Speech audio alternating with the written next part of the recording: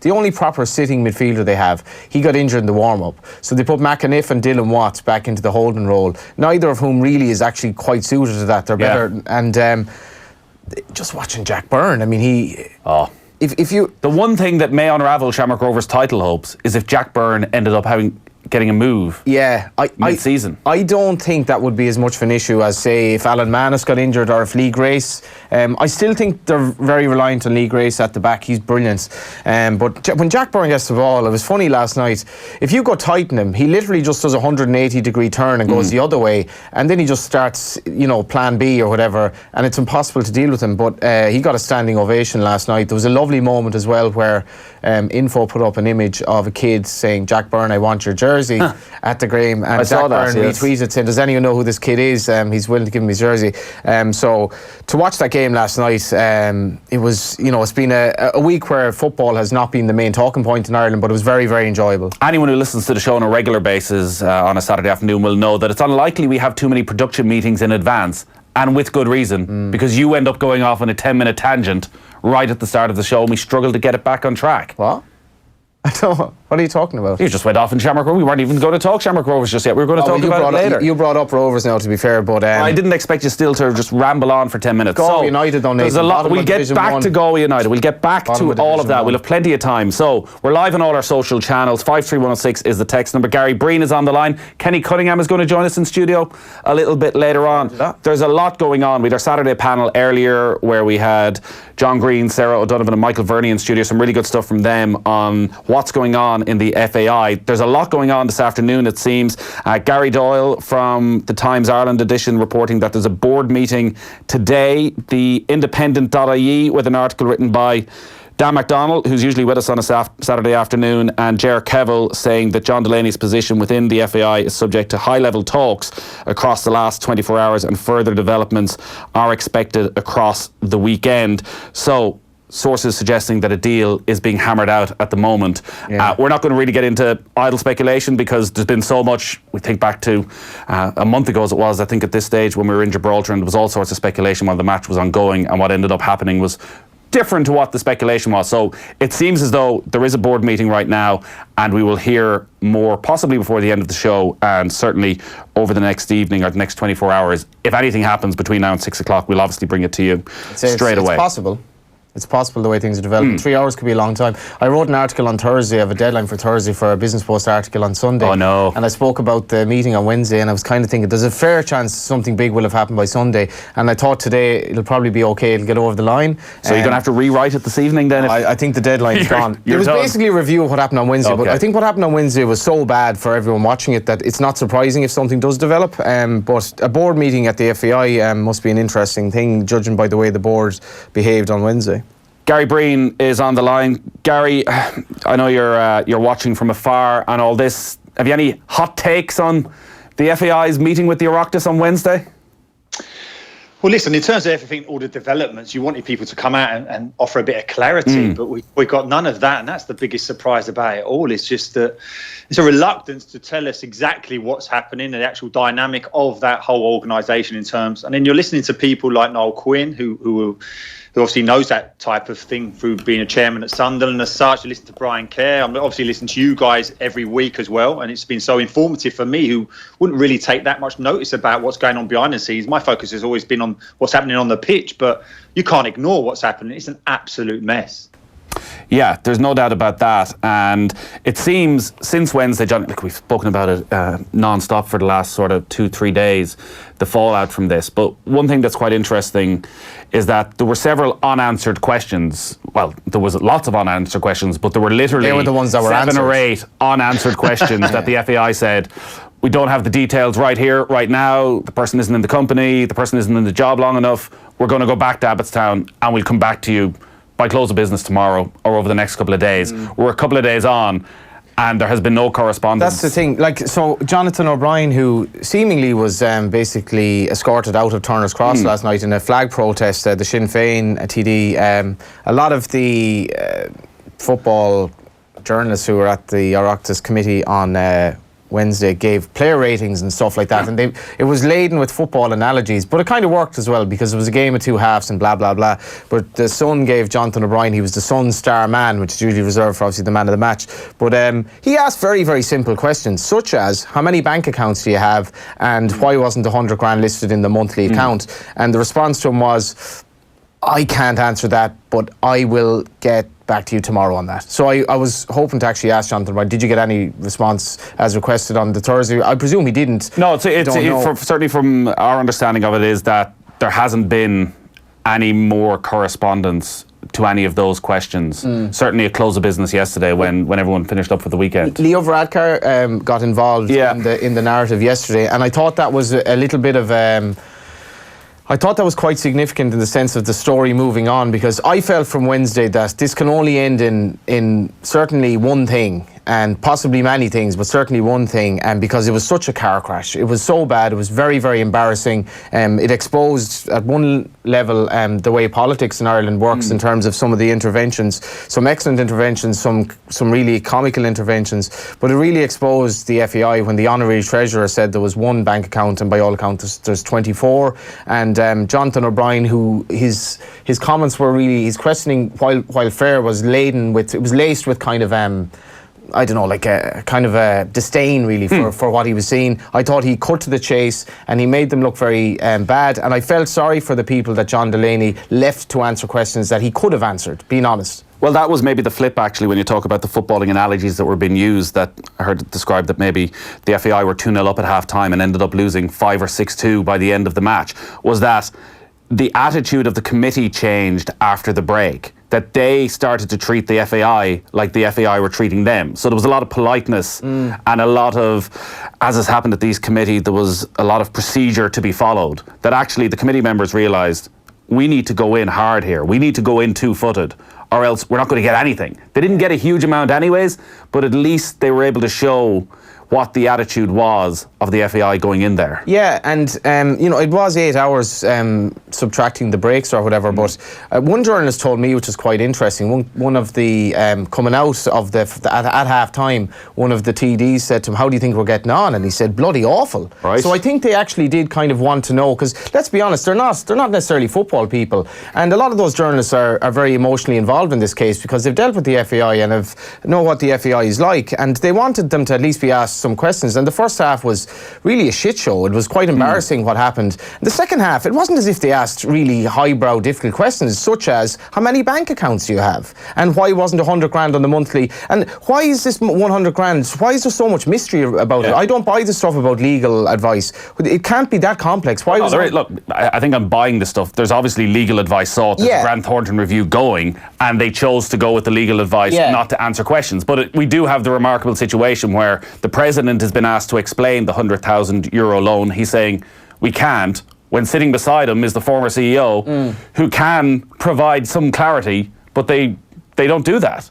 So we just get no answers at all. But, we spoke about how counterproductive the Turner's Cross stuff last night was, in terms of if that flag is left there, it's not really the news. But now on the front of the paper, or in some of the papers today, you have TD ejected from stadium over Delaney. So if anyone hasn't been following this story, what happened last night is that there were protests at several League of Ireland grounds, banners, people bringing in banners. Protest is a stretch. I was going to say, protest is a stretch. There were anti-John Delaney flags put up at several grounds, including Turner's Cross. For one reason or another, it all started to kick off. The Gardaí intervened. There was a bit of pushing and shoving. Jonathan O'Brien says he was acting as a peacemaker, but the end result was he's been escorted from the ground, a man instrumental in keeping football in Cork City, and 2 days after, he's one of the strongest voices in the Oireachtas committee. The simple optics of that. Exactly, Nate. Now, we don't have the Garda or the steward's story on this, so I'm kind of going on social media, which is obviously very biased towards no, there is, and there could and listen, Cork City have issued a statement and they're investigating it, and quite often there's rules, regulations that you can fall back on in terms of bringing in But just to clarify, so obviously there's a Joe Delaney stand which is named after John's dad, which is the shed effectively in Turner's Cross, which was more or less kind of abandoned last night. I know there were some fans there, but there was a protest where they didn't go there. But in terms of just what I was saying, in terms of that being an own goal, I think John Delaney's refusal to talk on virtually anything on Wednesday was a major own goal. He just came across very, very badly, and I think he really parked his colleagues under the bus. And if he needed the board to stand by him in these difficult few days subsequently, I think the last thing they needed in terms of him being a friend to them was them having to take the flak in terms of the questions. Yeah. And I think, I don't know, was it Imelda Munster who made the comment about that he'd acted shamefully, whoever it was, at the committee. I think that kind of nailed it. I thought he came across really, really badly. And I still think, as well, as you can say that, listen, because he refused to talk, that the committee members ended up in front of the bus. None of them, it seemed, had the ability to move out of the bus that was there, though. They could not answer any questions when they were asked to perform, when they were asked to deliver. But Nathan, it wasn't like, what's the square root of this? It was very, very simple in terms of questioning. Oh, that's my point. Like, that actually, like the honorary treasurer, and God love him, without being ageist, he is an old enough man, and I did feel a bit sorry for him having to deal with this. He might be a very honourable man for all I know, but he couldn't answer a simple question. The honorary treasurer was 23 bank accounts short of the actual figure.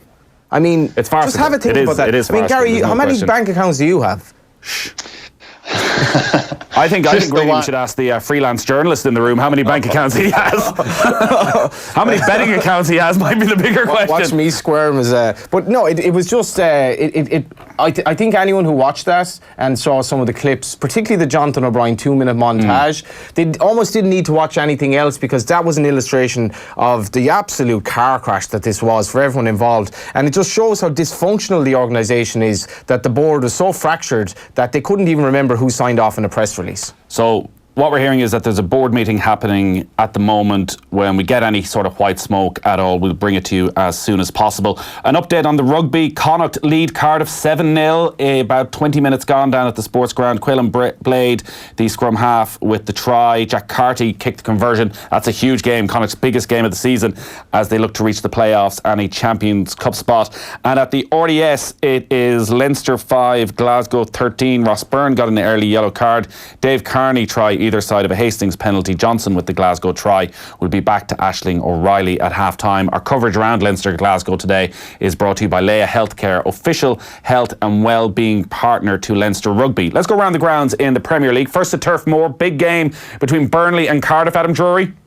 Burnley 0, Cardiff 0 amidst a boisterous atmosphere. There's an element of must-win about these two teams, and it's spurring them forward at every chance as they bid to break the deadlock. Chris Wood missed a glorious chance to put Burnley ahead after just 2 minutes when his header from just 4 yards out hit the post. Cardiff have had plenty of possession, but they haven't seriously tested Tom Heaton's net, with Josh Murphy's weak speculative effort the best chance they've had so far. It's goalless here at Turf Moor.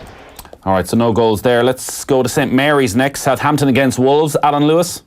Southampton 1, Wolves 0. Nathan Redmond opening the scoring after less than 2 minutes, stabbing the ball home after some good work from Josh Sims down the right-hand side. Wolves could have been level, though. Matt Doherty's shot from distance took a deflection and flew inches wide of the post. And then Dendonker's header from a free kick, again just wide. Southampton 1, Wolves 0. Yeah, so maybe a bit of an FA Cup hangover for Wolves in that game. Nathan Redmond's early goal means Southampton have a 1-0 lead. Fulham Everton next to Craven Cottage. Nigel Bidmead. Fulham 0, Everton 0, pretty much all Fulham in the first 15 minutes of this game, and pretty much all Mitrovic, the centre forward for Fulham, who's had 3 goes on goal, 2 on target, 1 off target. The best chance in the 12th minute when he engineered a shooting opportunity but shot straight at Jordan Pickford in the Everton goal. Visitors, well, their best opportunity came in the 10th minute. Andre Gomez on the right hand side, pinging across the face of goal. It was put out for a corner. Fulham 0, Everton 0. Finally to the Amex, Brighton against Bournemouth. Richard Newman. Brighton and Hove Albion 0, Bournemouth 0. It's been a little bit scrappy since the rain came pouring down here at the Amex. We are starting to see some blue skies. And now, though, Bournemouth have gone pretty close, and Joshua King may feel like he should have done better. When the ball was crossed into the box and 6 yards out, he headed wide under pressure from the Albion defence, but he couldn't get his header on target, and he really possibly should have put the visitors in the lead. before that, Brighton had a chance through Yves Bissouma right at the start of the game. A well-worked move, but he shot just wide, dragging his effort wide past the post. Brighton 0, Bournemouth 0. Earlier today, Lucas Moura scored a hat-trick as Spurs beat Huddersfield 4-0. Manchester United against West Ham is the late game. In the Championship, the leaders Norwich don't play until tomorrow away at Wigan. Leeds, who started the day second, they're not in action until this evening against Sheffield Wednesday. And Sheffield United will be hoping their city neighbours do them a big favour in that one. Sheffield United, who started the day third, currently scoreless in their game against Millwall. Elsewhere in the Championship, Ipswich look doomed to relegation, 1-0 down at home against Birmingham. Queen's Park Rangers already 3-0 up against Swansea City. 3 goals in the opening 17 minutes of that game at Loftus Road. Reading 2-0 up early on in their game against Brentford. All the rest of the games remain scoreless. West Brom up against Preston today. Preston fallen out of the running somewhat in that race for the playoff places. They had an incredibly tough week. They knew playing second, third and fourth that they probably need to get 5-6 points out of those, and it looks as though they may end up with nothing. It's just a dreadful start, really, Nathan. What was it, the first sort of 10 or 12 games? They were almost in the in the relegation zone. They left themselves an awful lot to do, and I suppose ultimately they will be stymied by their budget. It's just nowhere near what some of the top clubs can manage. But the Leeds, the Leeds QPR race for second is almost as compelling as anything, bar the Man United, Liverpool, or Man City, Liverpool thing in the Premier League at the moment. It's going to be really fascinating. So as you may have heard, we're giving you the chance to go to the Rugby World Cup 2019 in Japan. It's an all-expenses trip to Ireland, Scotland in Yokohama City on September 22nd. It's a brilliant prize, and it's all with thanks to Heineken, worldwide partner to Rugby World Cup 2019 in Japan.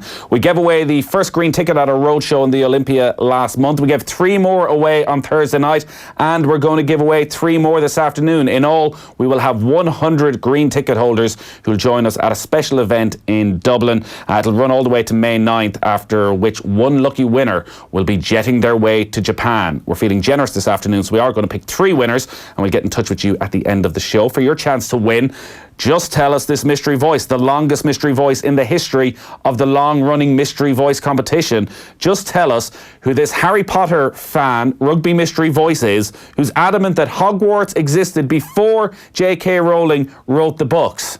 Not this magic thing that's suddenly been there. It's always been there. Just play it again, because I'm not going to read the intro. Not this magic thing that's suddenly been there. It's always been there. Is this a sports person, or do we know? This is a sports person. Yeah, I think I'm struggling there. You see, you're bamboozled by the complexity of the intro. Means it's difficult to understand. Give it one more go. It is hard.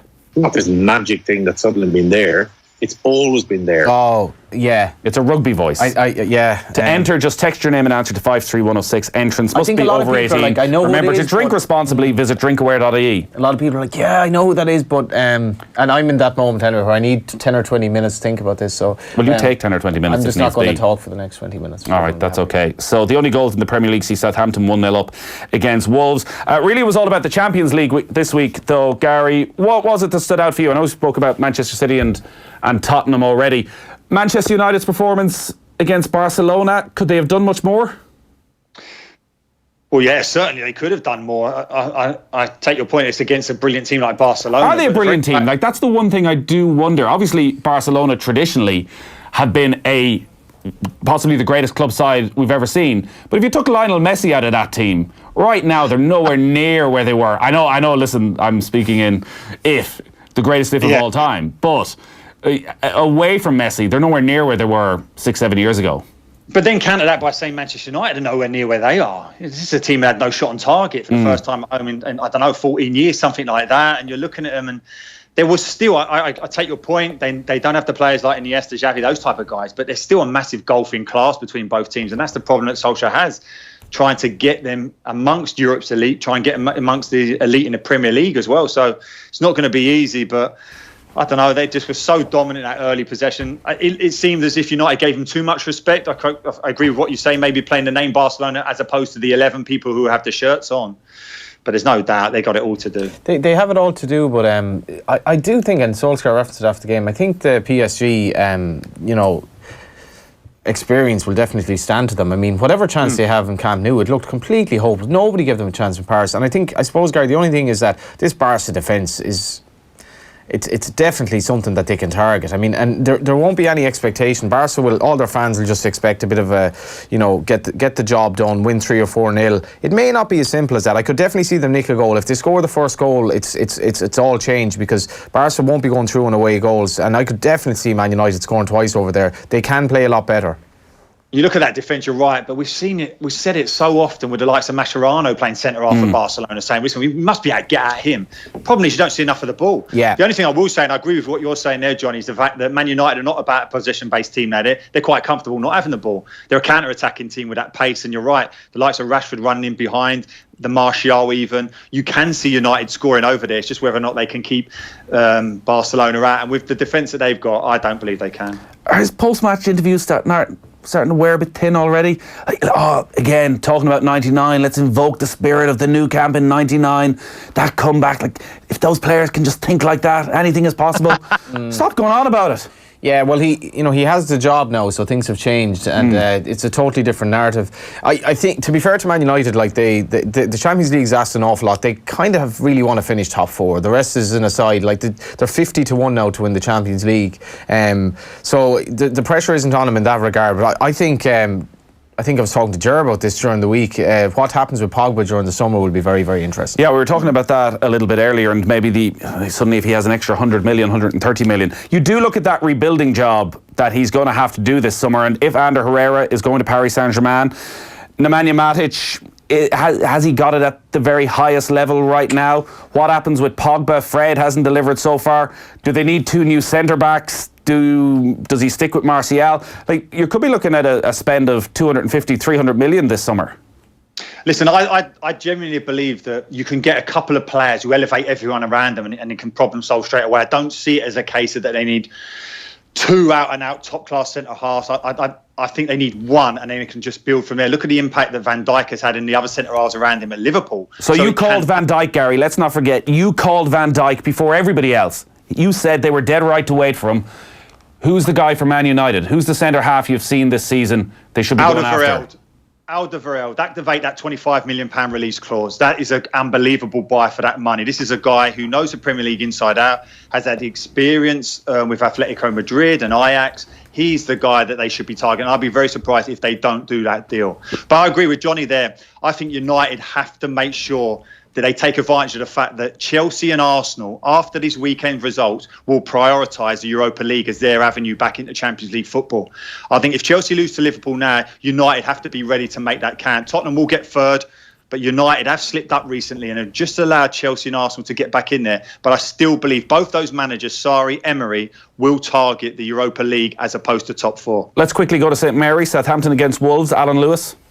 Southampton 1, Wolves 1. The away side have equalised, and you have to say it was coming. Couple of really good chances, and then a corner whipped in from the far side, and there was Willy Bolly to head home from close range. Southampton 1, Wolves 1. So Wolves fight their way back into that game, but there's been another goal. Straight back to Alan Lewis. Southampton 2, Wolves 1, and Southampton have restored the lead. Nathan Redmond, second of the afternoon, timing his run absolutely perfectly to beat the offside trap, and then having the composure and the skill to finish past Rui Patricio. Southampton 2, Wolves 1. Nathan Redmond doing the job. Game of the season at St Mary's. It has been end to end. It could be about 4-1 to Southampton already. In a similar ilk, Bamford getting 2 great goals there during the week as well, these would-be Ireland players. I did mean to get our little swear jar that we'd get a $5 in there every time. Bamford is one of them as well. So Bamford, Redmond, and he who shall not be named. It could be like the Aussie rules goals where there's Bamford, Redmond, and then the main one is the biggest penalties in the middle. Okay. We go with that? Yeah, we'll do that. We'll do that for next week. And Gary, we are going to take it out of your fee every week, every time you mention one of them. From one of his bank accounts. From one of your bank accounts. Yeah. As soon as that report was coming in at Redmond, I was saying, lads, don't mention it, please. Do not mention it again. I see a photo here on Twitter of the Oars are on fire, and it looks as though Manning is deep in the celebrations there. Maybe he was actually in action today. Obviously should have referenced this or at least researched it. But for Queen's Park Rangers? Yeah, because they won obviously 3-0. And let me just check. Yeah, I'm looking at it here. No, he's not. Oh, he's not playing left back, is he? He's down as left back on the live score. He's down as left back. Yeah, well, that would have been strange. But he's a player Stephen Ward style. mid-career move to left back. We've a goal from Stevens during the week as well from left back, albeit in a 1-1 draw. But Manning's a very good player. I think a lot of players or a lot of guys wouldn't be familiar with him because he's had very little TV exposure. He's when he joined QPR, he started off very well, but obviously he's had his loan moves and all that. He's a player that I think we really could be hearing a lot more of if he's the right manager to look after him. And let's mention the most notable thing, of course, that makes Ryan Manning so great. It's from Galway. Yeah, he used to play for Galway United, who are now bottom of Division 1. Lost again last night? I was out last night, so I missed out on so much. Where did you go? I was at a table quiz. Oh, yeah, for the school. For the school, yeah. Went very well, Johnny. You'd be glad to hear. Yeah. But then I woke up this morning and it completely slipped my mind that Newcastle and Leicester City were even playing. Yeah, Rafa's interview afterwards was great. Oh, yeah? I didn't see it. He spoke to the Sky guys, obviously Neville and Carragher, and they tried to probe him on sort of where he's going. I mean, how is Rafa still at Newcastle? You know, I don't get it. I think this guy could manage anyone. He's so good. Like, maybe you can say he's not able to manage a team that will play amazing football. Don't really care, to be honest. Like he's what he's done with the budget there. They're comfortably safe now. With the chairman, that's probably not the easiest to deal with. Rondon again, outstanding last night. He gets the most out of an average team. But he had a little bit of he's very clever as well. Like Rafa's, by all accounts, a very likeable guy, but he plays the media quite well. And he said, we're not looking to, challenge at the top or whatever, but 50, 60 million thereabouts or something like that. A couple of players, we can make huge difference. We can be up to 7th to 12th, I think he said. He's somehow managed, Gary, to bring a sort of stoicism to Newcastle supporters. They're just quite calm at the moment. Listen, they love him, and Johnny's right to highlight that. He's very good at working those supporters and trying to put a bit of pressure on Mike Ashley, not as if he's going to buckle under it. But I'd ask Johnny, I don't know where Rafa Benitez can go. He's been in Serie A, he's been obviously at Chelsea, Liverpool. I don't see him going to La Liga again, being in mind he's been at Real Madrid. I genuinely think that he has identified that Newcastle, if he could just get a bit of money, it's a perfect fit for him, because I just don't see where he can go now as a manager. In terms of if Ashley did sell the club, I don't really know what's going on there, but if he did, and you got, Newcastle still would have obviously like a huge support base and all of that, and probably not a bad reputation in terms of players going there. It's a kind of a romantic situation as well, in that he's stuck with them, and there's so much potential, and it wasn't that long ago they were challenging as well, but I think people probably don't appreciate how good a manager he is. Well, Gary, just on that now, and where he could go and why he's not linked once again with the top jobs. He's won the Champions League, he's won La Liga titles. Is it the style of football that goes against Benitez that would mean he's not an attractive fit for any of the top 5, 6 in England, or the top 4 teams now in Spain or Italy or Germany? No, I don't believe that for one moment. I think he's a brilliant manager. I think he's tactically astute, very good. Obviously, his priority is getting a good defensive structure up and then playing from there. But I don't think it's that. I don't think it's in terms of his tactical or his philosophy. I just think it's the fact that he's been at so many of those clubs now. He's been in Serie A with Napoli. Where else is he going to go there? He's been obviously in La Liga. He's been in the Premier League. I don't know. I can't really see him in Germany. I think his family's based in the north of England, the northwest. Yeah, he's still based in Liverpool. They stayed there whenever he was in Italy anyway. So I just think it's a really good fit for him. And everyone says about Newcastle and challenging. They never they don't challenge. That's since the 90s. They just don't. They don't challenge. Everyone says about this big club. It's a brilliant supported club, yes. But they don't challenge. They're always fighting relegation, it seems. Yeah, the thing about his side of play, like when he was Liverpool manager, they weren't bad to watch by any means. I mean, they had players, like they weren't amazingly good to watch, but do you really care as a fan? Do you know, if Liverpool won the league under Benitez, would that be any different to win it under Klopp or Brendan Rodgers, really? You know, like he was brilliant. He was a brilliant Liverpool manager and generally got the best out of the players that were there. Oh, well, they played their best football under him in the season they went closest to winning the league in 2009 They probably played their best football under Klopp, to be fair. No, their best football under Benitez was in that season when they went very close and they beat Manchester United.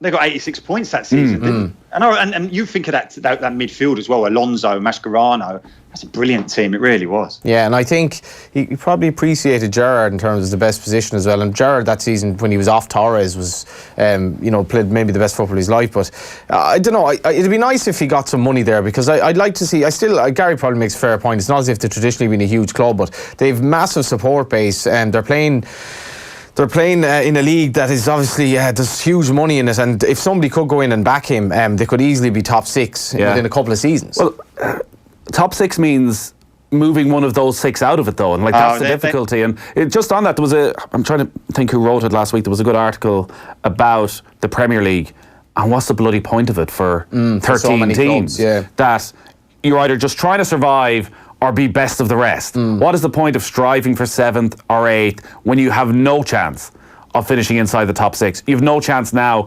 of even pushing for the top 4. And I know you can look back in the fairy tale of Leicester, and miracles do happen, but it was an absolute miracle what Leicester did. There's no long-term plan. Do you see, Gary, if Newcastle get the investment, that they can push on and in 4 years be moving one of those teams out of the top 6, pushing for a Champions League place? It depends on the investment. If someone comes in like the owners at Manchester City, then yeah, of course. And you probably look at that and think, well, why doesn't anyone identify the very fact what Johnny said there? An incredible fan base that's getting more fans than City, Chelsea, and it just needs it. But the problem is, again, is that even in terms of trying to get players up to the northeast, it's not an easy thing to do. All these top European players want to be around London, so that's a difficult thing. So I don't see them breaking into that top 6. It depends on the level of if you get these unbelievable owners like City have, then yes, potentially. But if you're talking about the normal owners, I agree with you. I think just finishing 7th is a good enough achievement for them. Newcastle fans won't want to hear that, but that's a reality. Don't forget, if you're just joining us and you've missed the big story in Irish football of the afternoon so far, Johnny Ward says the League of Ireland title race is done. Shamrock Rovers have it won. That is the... And the texts are flowing in. I've never seen such outrage amongst Irish football fans. Somehow, Johnny, Nathan, all the outrage is directed towards you this Saturday afternoon. If you want to just record this for, the purposes of clarity... Oh, trust me, everything's recorded, Johnny. Father, this has happened before, and I've actually recorded the conversation, and Dougal and Ted, blah, blah, blah. Shamrock Rovers have the League won because they're 13 points ahead of Dundalk, and Dundalk have only 2 games in hand, but they're not playing nearly well enough to actually close the gap, not to mind win so many games that they have in hand. So Shamrock Rovers have the League won, and basically if they don't win the league this season, you can sack me forevermore. Well, lads, don't write off Dundalk just yet. 2 swallows don't make a summer and all that. We're not even a third of the way through the league. A wake-up call, but the town are still the champions.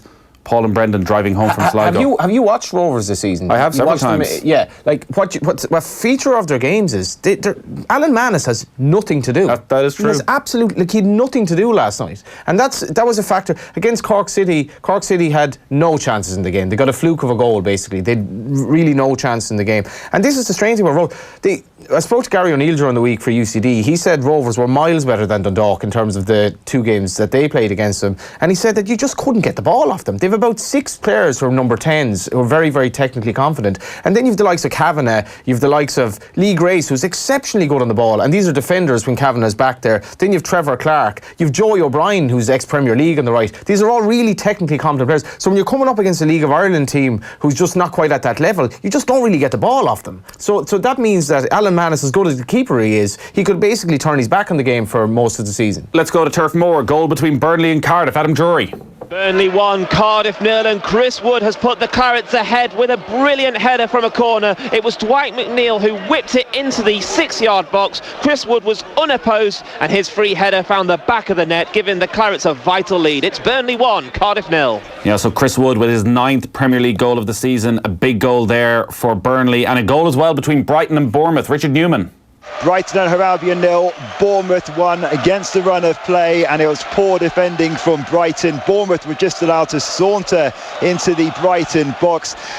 Dan Gosling played the ball into Josh King, who crossed it into Gosling. He had so much time to turn and place the ball past Matt Ryan into the Brighton net. So it's Brighton 0, Bournemouth 1. It's Burnley 1, Cardiff 0. Scoreless between Fulham and Everton, and Southampton, thanks to a brace from Nathan Redmond, lead Wolves by 2-1. So that's up to date with all the latest in the Premier League. In the rugby, Connacht now lead Cardiff by 14 points to 7. Tries from Quaylen Blade and Gavin Thornbury at the sports ground, and Leinster have got a try at the RDS. So it's now Leinster 12, Glasgow 13 in that game. We'll go across to the RDS for the halftime update with Aisling O'Reilly next.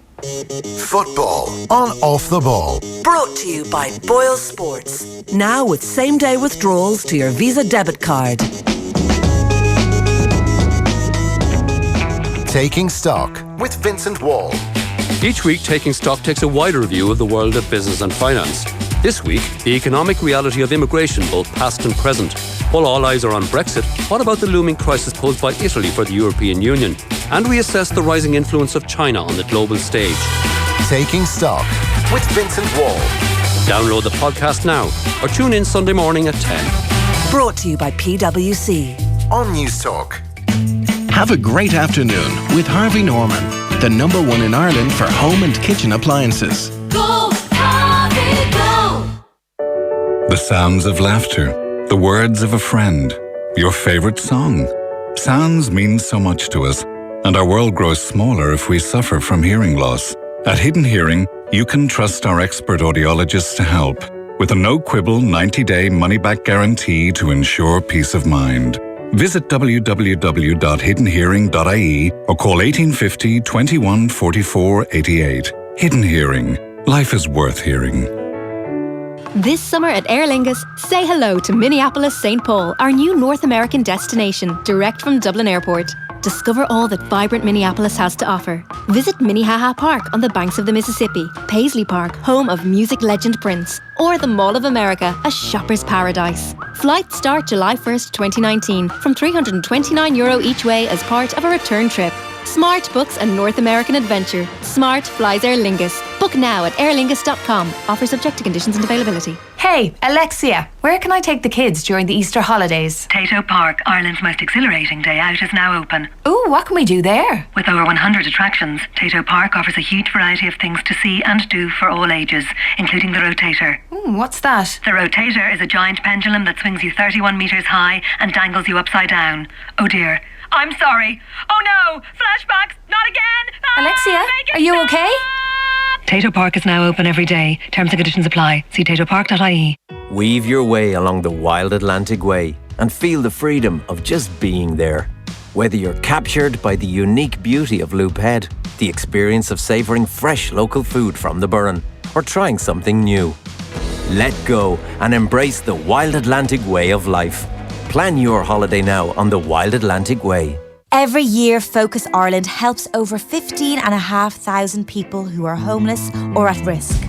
On the 23rd of April, the Sunday Independence Rock Against Homelessness in aid of Focus Ireland takes place at the Olympia. Featuring Deirdre O'Kane, Camilla Sullivan, Aidan Gillen, Tommy Fleming, Duke Special, the Celtic Tenors, Finbar Fury, Owen McDermott and more. Join me, Laura Whitmore, for a great night. Rock Against Homelessness in aid of Focus, 23rd of April at the Olympia. Tickets on sale now. Proudly supported by Cadbury. Running out of activities for the kids during the school holidays? A visit to the Easter Emporium at Livy Valley could solve all your problems. For 4 days only, this exciting new experience is completely free, with fun for all the family. Design customised Easter egg labels at the Emporium Creative Workshop, then pop them on an egg of your choice at the Chocolate Creation Station. It's sure to put a smile on all their faces. Open midday to 4 p.m, Wednesday, April 17th to Saturday 20th. T's and C's apply. Offer is on a first come first served basis while stocks last. See livyvalley.ie for details. This week at Dunnes Stores, add flavour to Easter with our fresh Irish ham, 2.3 kg for only €10. Get 25% back in Value Club points when you buy any 6 bottles of our quality wine. And save even more with our €10 off every 50 grocery voucher. Dunnes Stores, always better value.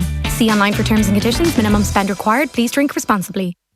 Last month, the Sunday Times revealed that in 2017, John Delaney wrote a cheque for €100,000 to his employer at the FAI, precipitating the biggest crisis in the association's history. For the latest revelations in the biggest sports story of the year, don't miss the Sunday Times. Pick up your copy this weekend. It's always nice when your children have friends over, but they're not the only ones bringing visitors into your home.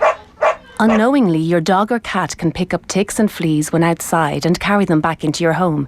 And these unwelcome visitors can harm your pet. Ticks especially put animals at serious risk.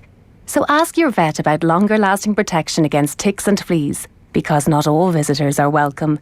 A message from MSD Animal Health. See bravopets.ie. Take steps to improve the energy efficiency of your home. Retrofit Low E+2 heat-retaining glass from Energlaze into your existing frames. For greater comfort and lower heating bills, every upgrade you make makes a difference. See energlaze.ie. Football on Off the Ball. Brought to you by Boyle Sports. Now with same-day withdrawals to your Visa debit card. So Burnley 1-0 up against Cardiff in the Premier League. That would mean that they're safe, and it would leave Cardiff with a mountain to climb, and it would put all the pressure really on the midweek game between Cardiff and Brighton in the Premier League, because Brighton, as it stands, are 1-0 down at home against Bournemouth. They are 5 points ahead of Cardiff as it stands. Fulham 0, Everton 0, Southampton 2, Wolves 1. Halftime whistle's just going. We'll go around the grounds shortly. Halftime whistle has also gone at the RDS, and Aisling O'Reilly is watching Leinster against Glasgow. What's the latest, Aisling? Yes, Nathan, half-time here at the RDS, and it's Glasgow Warriors who lead Leinster 18-12. It was a yellow card for Leinster's fly-half Ross Byrne in the 3rd minute for tackling Tommy Seymour without the ball. It resulted in the first score of the game from an Adam Hastings penalty. Leinster responded in the 9th minute with a well-worked try that came from a long pass into the corner that found Dave Kearney, and he made no mistake and got over the line. That was followed up by a missed conversion by Joe Tamane. In the 15th minute, the play broke down in the middle of the field, and it was Glasgow's Ali Price, whose pace left the defenders chasing, and his quick hands back to Sam Johnson got over the line. But it was Leinster's Rob Kearney that finally got over the line for Leinster with a well-worked try and conversion from Ross Byrne. But just in the last few minutes, it was Seymour who got Glasgow a try. The crowd are very much getting behind Leinster here. It's all to play for. It's Leinster 12, Glasgow Warriors 18. All right, thanks a lot for that, Aisling. Our coverage around Leinster Glasgow today brought to you by Leia Healthcare, official health and wellbeing partner to Leinster Rugby. Stat for you, Johnny. I know you're a good rugby man. I'm surprised you're not there today. You glory hunter. Had to come in here. I bet you'll be there next Sunday, will you, for the Champions Cup semi-final? Is that next Sunday? That's like they're playing Toulouse. I thought you were hardcore. I thought you were part of the Blue Army. Is it in the Aviva Stadium? It is. There'll be a corporate section, Johnny. Don't worry. Next Sunday. Don't worry. Make the calls. Yeah, that'll be a good day out. Might be a few boxes empty. You know, some of the people who might have taken them previously. There might be some options there, Johnny. You might be able to squeeze in. Could be. We get another good photo of you. Yeah, it could be a raft of tickets available. Rob Kearney just scored his first try in 53 games for club and country, which is incredible considering it's almost Shane Long style statistic. His last Leinster try came against Glasgow in September 2016. I'm just wondering how he even was in that position, because his game just seems to be so defensive for the last few years. Hasn't scored a try for Ireland since the game against France at the World Cup in 2015. Here's one for you now, right? So say if Kearney weren't playing fullback and they decided that Joey Carberry, listen, we're going to just park the your out half credentials for the moment. We wanted you to play fullback for Ireland. How would Ireland play? If Joey Carberry if he were fullback, it would completely change the way they would attack him. Would it not? From once he picks up the ball, he's going to be just like, right, I'm off here. He's going to be very, very attacking minded. Whereas Kearney is just very, very safe. Well, I think that's what Joe Schmidt wants, though. He wants the basics done well. Yeah, but imagine having Kearney. You'd imagine that when Andy Farrell comes in and takes over, that'll be one of the first changes he makes. Who's he going to play? But also fullback? He may play Jordan Larmour at fullback. Right, yeah, because you'd imagine Carberry's another year or two he'll be starting out half. I can see a look from Gary's face. It's like these two lads are really shiting on now. Oh, absolutely. Proper rugby talk. But Gary, any thoughts on Ireland's fullback crisis?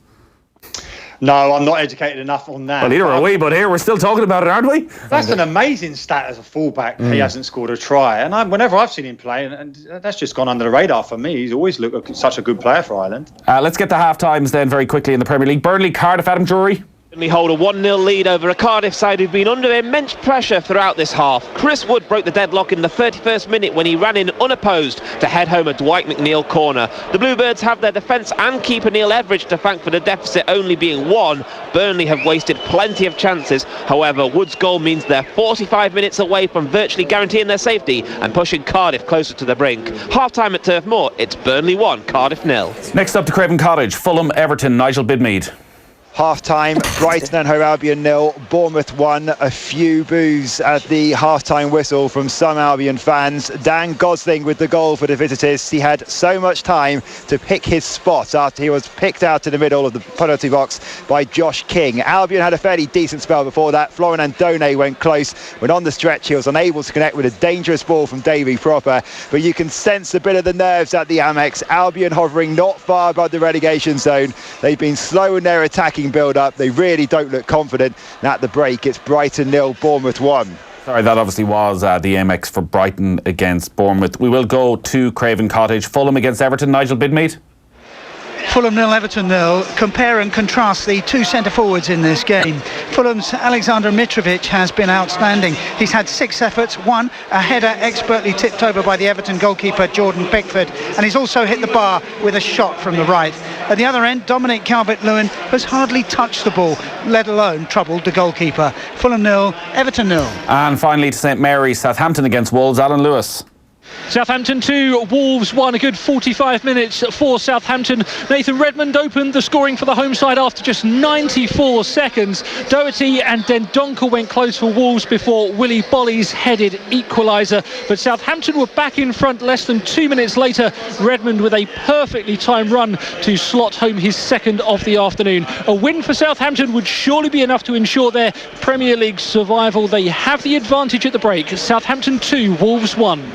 Tomorrow on Off the Ball double header, we're going to have Manchester City's trip to Crystal Palace. Gary and Dave will be at that one. Myself and Kev will be at Anfield for Liverpool against Chelsea. On paper, Gary, very much Liverpool's toughest game of the run-in. What are you expecting tomorrow? A brilliant game. I can't wait for in terms of that. Watching that, I think it's going to be a key battle in that midfield area. A lot's been made. It's been a hot topic of debate about Liverpool lacking creativity in that midfield area. Naby Keita now has got 2 goals in 2 games. Henderson's been given licence now to go forward, and I would expect that Klopp ultimately wants to make sure that those midfielders are putting a high press in and around Jorginho to stop him playing, stop him developing that rhythm of that Sarri ball. But having said that, if they do that and then get passed round and allow space for Hazard in behind them up against Fabinho and just one centre midfielder, they'll be exposed. So it's a fascinating thing. I really can't wait for that game. I think it's going to be an absolute classic. Liverpool will probably be quite confident, though, of being able to do what you're saying there, because of the midfields of the leading teams, like Liverpool will probably look at that Chelsea midfield as one you can get at. You can get at Jorginho, you can get at Kante in that new role. That they're not as technically skillful as, say, a Tottenham midfield if everybody's available. You are just trying to stop Hazard getting the ball. Simple as that. Yeah, it is, and I think you'll go hunting around Jorginho, who lacks athleticism, there's no doubt. You win the ball off of him, you're breaking a defence who's not the quality of Chelsea defences in previous seasons. But you have that very real threat, though, Nathan, in terms of if you don't get it right and they miss out that press, you're getting a ball to Hazard, you're getting a ball to Hudson-Odoi, and they will punish Liverpool in a way that Southampton didn't. Liverpool didn't get that midfield right in that first part of that game against Southampton. Klopp quickly changed it. But nevertheless, I'd still think Liverpool will win, because as soon as they do start breaking off Chelsea's midfield and isolate Kante on one side of the pitch, because he is a fantastic player, and play on the other side, then you're asking David Luiz to come out and engage, to make split-second decisions that he's not particularly good at doing. So I think that Liverpool will get him that way. There was a huge amount of praise for Eden Hazard after his performance against West Ham on Monday night. Jamie Carragher was saying that in a way he's too good for Chelsea, that he needs to be playing for one of the very best teams in the world, Real Madrid or Barcelona. When you look at what Hazard's done at Chelsea, he's won all the trophies. Yeah. But has he been consistent enough to be, right now, for people to say he's the best player in the Premier League? Oh, listen, I think I would go along with that. I do think he's the best player. I agree with you in terms of you want to see more out of him. He doesn't seem to have that devil in him that Ronaldo does, in terms of striving to be the best that he can be. But in terms of a natural talent, I think he's a superb player. So strong, so difficult to get off the ball, can just dance past people, finish off of either foot. And that goal, as much as people want to say the defending's shocking, that's a goal that only players of his ability can score. The deft touch in tight areas and then the brilliant finish. I think that's up there with goal of the season already. In fairness to Hazard as well, he will leave in the summer, and he gave an interview to Football Focus today where he spoke quite well of Sarri. Actually said we see football in the same way. Obviously sometimes we lose, but he is a player who deserves, in terms of his talent, to be playing in an exceptionally good team, because then you will see him week in, week out doing stuff that would be comparable to Messi and Ronaldo, because he is a special talent. I don't think you can say there's anyone who really plays the way he does, his low centre of gravity. And I would agree with you, Nathan, though. I think mentally he's let Chelsea down a bit, I think, at times. Well, I just think... you go to certain games and you know the players are going to deliver, particularly when you're covering teams in the top 6. And I always think back to Luis Suarez for that best season at Liverpool. You knew going every week that he was going to be exceptional. Like when you've been going to Stamford Bridge over the last couple of years, Gary, I never feel particularly excited that I'm going to go and see Eden Hazard, because some days he turns it on and you come out purring, but plenty of days you come and, well, he's been a little bit anonymous. No, I disagree. I've always looked forward to that's my biggest.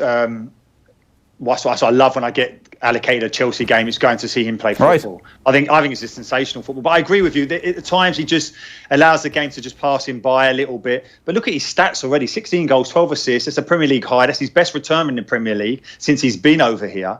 And I think the very fact that Zidane now has gone back to Real Madrid, I think it's inevitable. He's going there. There's no doubt. It'll just be interesting if Pogba. If the option comes up for Pogba and Hazard to go there, the effect that would have in terms of Real Madrid, but how Solskjaer would look at that. You're talking about the amount of money they might need to bring in those players, and Man United probably need about 4 or 5 players really to be. I think they do anyway to be really challenging. Selling Pogba, I mean, what would Pogba go for? I think Hazard will definitely go there. Wouldn't amaze me if both of them did. It'd be a pretty amazing team to watch. Yeah, it'll be an exciting La Liga season. There's no question about that. We got to take a quick break, Gary. We'll let you go. We'll talk to you next week. Thanks, guys. Enjoyed it. See you, Gary. Football. I'm sure we'll chat to you during the week as well. A lot of good Champions League to come. So half-times in the Premier League. Burnley 1-0 up against Cardiff. Brighton 1-0 down against Bournemouth. You're live on the radio, Sorry, Johnny. Apologies to everybody for that. There is a shocking moment. There is hay fever, is it? Going around. I do get hay fever. Okay. We had JJ Slevin on the radio yesterday, and he was really struggling as well. So maybe he's giving it to me. And now you're going to give it to me. I'll do my best, Nathan, but I apologise for sneezing live on air. That was one of our better moments. No. Still not the lowest point of the show, which says something. Fulham 0, Everton 0, Southampton 2-1 up against Wolves. Kenny Cunningham is going to join us in studio next. 53106 is the text number. The big story is a lot of reports. I'm going to be serious this time that there is an FAI Board meeting happening today, and the suggestion is that the future of John Delaney is the number one item on the agenda. So if there's any breaking news out of that, we'll obviously bring it to you as soon as we get it. But quick break, and then we'll have Kenny Cunningham with us live in studio. Get up-to-the-minute news updates at newstalk.com and on the Newstalk app. More powerful than a diesel for a fraction of the running costs. No wonder the Mitsubishi Outlander PHEV is the world's best-selling plug-in hybrid SUV.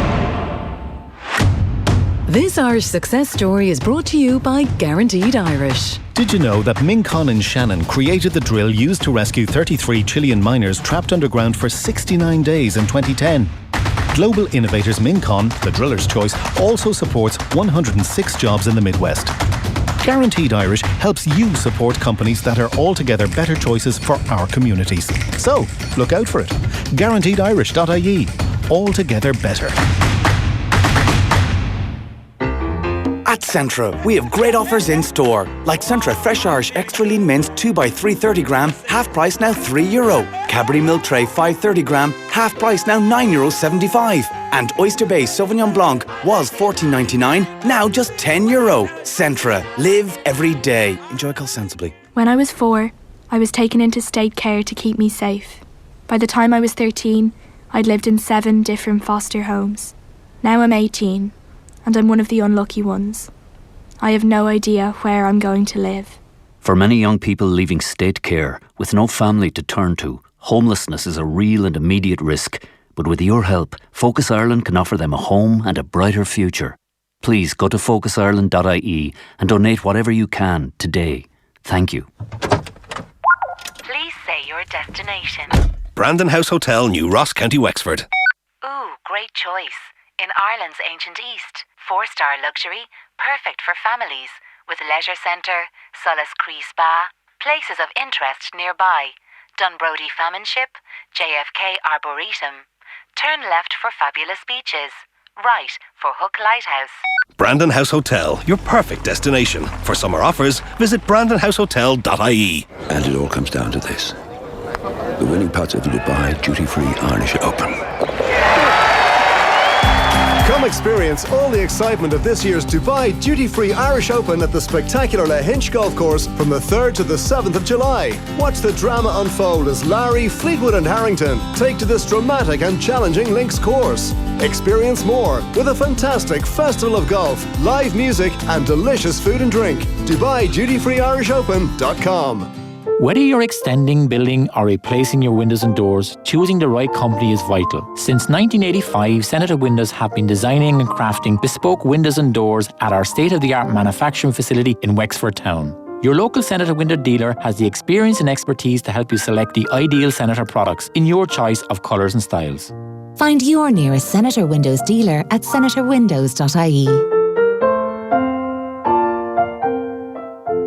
Retailers, don't miss out on one of the most important events of your year. Retail Excellence Retail Retreat and Expo City West Convention Centre, May 21st and 22nd. Retail is changing from digital disruption to Brexit. Find out what's coming around the corner from 70 world-class retail experts, including Anthony Hooker, President and CEO of Southeastern Grocers USA. Hear the latest trends and learn how to grow your business online. Partners to retail, get involved too. It's where you need to be. Book now for tickets and expo space at retailexcellence.ie. Incredible Xbox offer at Smith's Toys Superstores. Get the Xbox One S 1TB Minecraft pack with Forza Horizon 4 and 1,000 Apex Legends coins for $249.99. That's 2 games, Apex coins, and an Xbox console with an amazing 1TB of storage for $249.99. Offer ends Monday the 29th of April. Visit your local Smith's Toys Superstore today.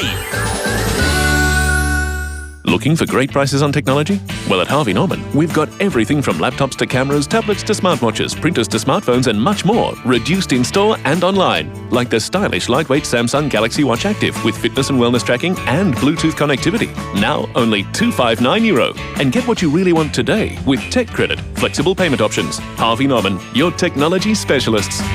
These terms and conditions apply, subject to credit assessment and approval. Finance provided by FlexiFi Europe Limited. See harveynorman.ie/tech credit. Electric power, reliable and SUV styling. No wonder the Mitsubishi Outlander PHEV is Ireland's most popular plug-in hybrid. Join the crazy carnival fun this Easter Monday here at the ILAC Centre. Play our fairground games between 12 and 3 and watch out for the Easter Bunny who might have something to give away. We're chock full of Easter treats and surprises. You'll be glad you rediscovered the ILAC. Across Ireland on 106 to 108 FM and at newstalk.com. This is Newstalk. Good evening, I'm Tina Gates. Cork City Football Club has apologised to supporters and staff over an incident at Turners Cross yesterday evening. Attempts were made by stewards to remove a banner during a game which was being held up in protest over the FAI controversy. Reporter for the Irish Examiner, Joe Logue, who was at last night's game, says it remains to be seen what the long-term impact will be from Wednesday's Oireachtas Sport Committee meeting. The FAI's goal was to give away as little as possible on Wednesday. Then they absolutely succeeded in that, but what sort of victory that will seem to be in the long term, given the perception of that performance, well, that remains to be seen. The President says there are too many people in Ireland still living in consistent poverty. Speaking at the 175th anniversary of St Vincent de Paul in Dublin, Michael D. Higgins says the difference between the haves and have-nots is also getting worse. President Higgins praised the work of the charity and its thousands of volunteers, but he says as a society we need to do more to help those most vulnerable. There are still too many people in Ireland struggling.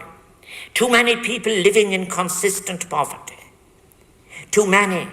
I think really we are too many. There are even deepening inequalities in aspects of our Irish life from birth to death. We need to work to make Ireland a more equal place. Organisers of the Sean Cox charity match at the Aviva say it couldn't have gone much better. Chairman of the Sean Cox Rehabilitation Fund, Stephen Fell, says almost 27,000 supporters turned out for the fundraising event yesterday evening. Quite apart from the numbers or the money that might have raised for Sean, it was the fact that Sean was there and he watched the entire game from the Aviva Stadium and smiled on and had thumbs up and met some of his all-time heroes. So that was really, really special. That's it for now. We'll have more in an hour. Newstalk weather. Thanks to Des Kelly Interiors, supplying and fitting your new wood floor, hassle-free. DesKelly.ie. Cool and blustery this evening with outbreaks of rain developing later and highest temperatures of 8 to 11 degrees. Now you're up to date on Newstalk. off the ball. This is News Talk. I'll tell you what, it's just great Irish centre-half after great Irish centre-half walking through the door today. Mick McCarthy could turn up next. Who was the other great Irish centre-half? Breen was just on. He didn't come through the door, he was on Skype, to be fair. That's the same thing. I think me and Gary would be in unison and saying we certainly don't make it into the bracket of great Irish. Gary was excellent. Well, Gary was. Great. I mean, great. You're great people and you were centre-half. Great people. Oh, that's moving the goalpost now. Great people. I'd even age you with that. Cunningham is with us in studio for the next hour. 53106 is the text number. Kenny Cunningham still playing centre-back. Played last night in the big fundraiser at the Aviva for the Sean Cox Foundation. Good night? Yeah, it was a good night. You know, I really enjoyed it. Yeah, really. Haven't played too many of these, in all honesty. Well, games per se since. You played in the Lee Miller game where you sort of decided you were going to have a second coming as a number 10. It was a bit uncomfortable for everybody to watch. Well, it did. That made me mind up because physically I didn't feel good after that game. Played the second half, 45 minutes, and physically me legs really let me down. It's demoralising enough, isn't it? It is. It took me by surprise a bit, Johnny, to be honest with you. You know, because kind of wouldn't be keep myself ticking over fitness-wise. We're reasonably fit, but in terms of playing football, the legs just not used to it. So that was a big shock to my body. So I'm trying to get a little bit of five-a-side since then. Not much, but just trying to train my legs a little bit more. So yeah, so at least I was ready for a little bit last night. But I really enjoyed it. Good atmosphere at the game. Nice bunch of lads, the Liverpool lads, I'd have to say. Yeah, walking down the sun, a lot of communication. Lads I wouldn't really know too well. Kind of went particularly out. Sound. I know the lad. They just seemed a really good bunch. Obviously, we know the lads Jason and Phil Babb and that. You know, Steve McManaman, Berger, Smeesher, all of them. Sammy Hippier. You know, very engaging. Like, you know what I mean. Players who played at that level sometimes a little bit standoffish. Hippier seems a good lad. Yeah, definitely. Like, yeah. So yeah, very quickly that helps in terms of the whole occasion. I think, but a good dynamic between the players as well. And it was a decent game, I thought. What is the dynamic in the game? Do you want a bit of bite in this, or do you want everyone to have a bit of respect for each other and stand off? I know, but you want it to be a decent game of football because it's a spectacle, and credit to the people who get as much credit as anybody's of the people who came last night. Speaking to a few back in the hotel after the game, a few families there travelled down, family come down from Longford, 3 young kids, they were staying in the hotel, booked the whole. So all this type of thing, people are travelling in from outside London, you forget about it, like you almost take it for granted. I think as well, though, and I think the ex-pros, they don't lose that competitive edge, and I saw a clip during the week of Chris Waddle getting this goal in Masters football that was an outrageous outside of the foot from his own half, and he celebrated it with such vigour and gusto, and he was probably this is probably a few years ago, but it's still special to do something like that even in a Masters game. And I think you're still very competitive. You want to be competitive. There certainly is that competitive edge, but I'll be honest with you, Johnny, there's a little bit of frustration there as well, because obviously physically the body, what you want to do, kind of betrays you a little bit, so we all feel that a little bit, you know. In your head you can see situations, but your body just doesn't react in time. I'm 36 now, right, and I've found now the last year or two, just coming off an Astro pitch, that I feel absolutely crocked. And I would definitely say to anyone who's like basically at the fit of their health, anywhere between the ages of 12 and 30, really enjoy it. Enjoy it, because it is great, like, and to be able to do things to the best of your ability, because once it starts going downhill, it's quite frustrating. Over 35 football, Johnny, is the way forward. Yeah. Start doing it on a Wednesday night. No young lads flying past you. But then you're talking about like 5-a-side. As long as the dimensions are small enough, grand. When you stretch the like normal 11v11 as we were last night, that's pretty alien to most of the lads now. That's a tough old slog. But it's just coming down the stairs in the morning, you're like, jeez. Yeah, well, I was in the bath. I was in the bath at 8:30 this morning, like steaming off bath, trying to loosen up because for obvious reasons. But no, it was great. Really enjoyed. Great to see the lads again. I must admit, just sat in the dressing room. Haven't been in that dressing room down the Aviva. Sat there watching the faces I haven't seen for quite some time, hearing the same kind of voices. Yeah, body shapes are a little bit different, but people are the same. So yeah, that was a nice fit. Same leaders coming to the fore. Nah, the leaders, well, it doesn't. It's just people, personalities, people you haven't seen, catching up, how's things, and just the normal stuff, like, you know. But it was nice, everybody again within the confines in the dressing room. So that was nice, pretty special. Not even talking myself. I know I can't talk a bit, but just to sit back and listen to people, listen to those voices I haven't heard for a long time. So that was great. Yeah, it was a nice experience. We didn't. Yeah, and it's due to myself. Like we didn't. Well, I don't want to bring it up. But that's why you're bringing the conversation. I thought it'd be very negative, but we were in good shape at 1-0. Like if I was doing like a defensive coaching session, I would have to rip myself apart. Like Cross came into the box. I was at the back post. I headed it to the edge of the box, but headed it too central. Johnny should have been heading it away from the goal towards the touch. That was my first mistake. Then rushed towards the ball. Kind of sensed I was going to be a little bit late. Probably should have got out of the way of a Jermaine Pennant. I played with him at Birmingham, so a little bit jinky operator. But he wouldn't be that old. 36? Yeah. Yeah, Jermaine was a bit younger. Yeah, you always get a little bit of that. Yeah, you need a little bit of legs around the pitch in different teams. But yeah, I mean, I left a leg dangle. I've got to be honest with you, so I've no complaints. How long did you play for? I played the whole game, actually. See, I think we've got to give you a lot of credit because like Ronnie Whelan started. Ronnie Whelan is 15 years older than Kevin Kilban. Yeah. Kilban play for? You're not coming for it. No, I got to stick up for Kev. Because Kev came on, he's a funny old night, Kev. He came on about 5-10 minutes before the end of the first half and basically couldn't get a kick of the ball. You know, one of them, he was running around everywhere, nobody to kick the ball to him. It sounds familiar. He wasn't happy. So he went in the half time, he wasn't a happy man, right? So everybody was in unison. Everybody was in unison at half time. Like, first pass has got to go to Kevin. But unfortunately, 2 minutes into the second half, his calf almost popped on him. I thought he was done. I was signalling behind his back. I was saying, get him off. But he wouldn't. He was stubborn. He wouldn't leave the pitch. And fair play to him, he hung in there for the majority of the second half. All right, let's run you down through everything that's happening then in the live football and the live sport. Jack Carty has just scored a brilliant try for Connacht in their game against Cardiff down at the sports ground, and it looks as though it should be enough to give Connacht their biggest win of the season. 24-7 is the scoreline there. Absolute magic from Jack Carty, sort of Jacob Stockdale style chip over the defence, and he got in behind. So Connacht looked as though they're going to secure a playoff place in the Pro 14 and with it a spot in next season's Heineken Champions Cup. Leinster have come back to lead Glasgow now by 19 points to 18. Rob Kearney, 2 tries. Unbelievable. Had to wait 53 games. I didn't want to go there, but you did, so it's perfectly fine. Premier League. Connacht, though, to be fair, you know, to be playing in a place as small and as dilapidated really as a sports ground. As Galway. Well, it needs. I mean, Galway. I know they've going to do something with the stadium. I think they're doing up the sports ground, aren't they? But big plans. Fairness to them, as a Galway United fan, we do look on them with a lot of envy. Galway United now being bottom of the first division, and Connacht possibly set to go into the Heineken Cup next year. But you're not too despondent about Galway United because they've lost every game by 1 goal. Yeah. So there's not too much. I'd say for Alan Murphy, that's so frustrating. Like, our goal difference isn't that bad, but every single game to lose by a goal. Kenny, what's the squad like? What is it, young squad? Yeah. I was talking to a Rovers fan last night, and he was saying, I think his son plays for the 19s of Rovers, and he was saying, like, my son has gone from 17s to kind of compete at 19s level. The kids in Galway United have gone from 17s to League of straight Ireland into the first team, and as promising as they are, two of them were missing last night. Colin Kelly particularly promising. The money just isn't there, Kenny, and unfortunately there is a bit of money in the first division. Galway United don't have it, despite the fact that we're, you know what, the third biggest city in Ireland or whatever it is. We remain a grossly underachieving team. Yeah.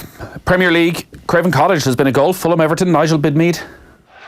What a start to the second half by the home side. It's Fulham 1, Everton 0. Tom Kearney with the goal. It was a move down the left-hand side with Ryan Babel, and he crossed for Tom Kearney to sweep it home. First time past to Jordan Pickford. Kearney's first goal in nearly a year. It's been some time since Everton conceded a goal. Great start for relegated Fulham. They lead Everton 1-0.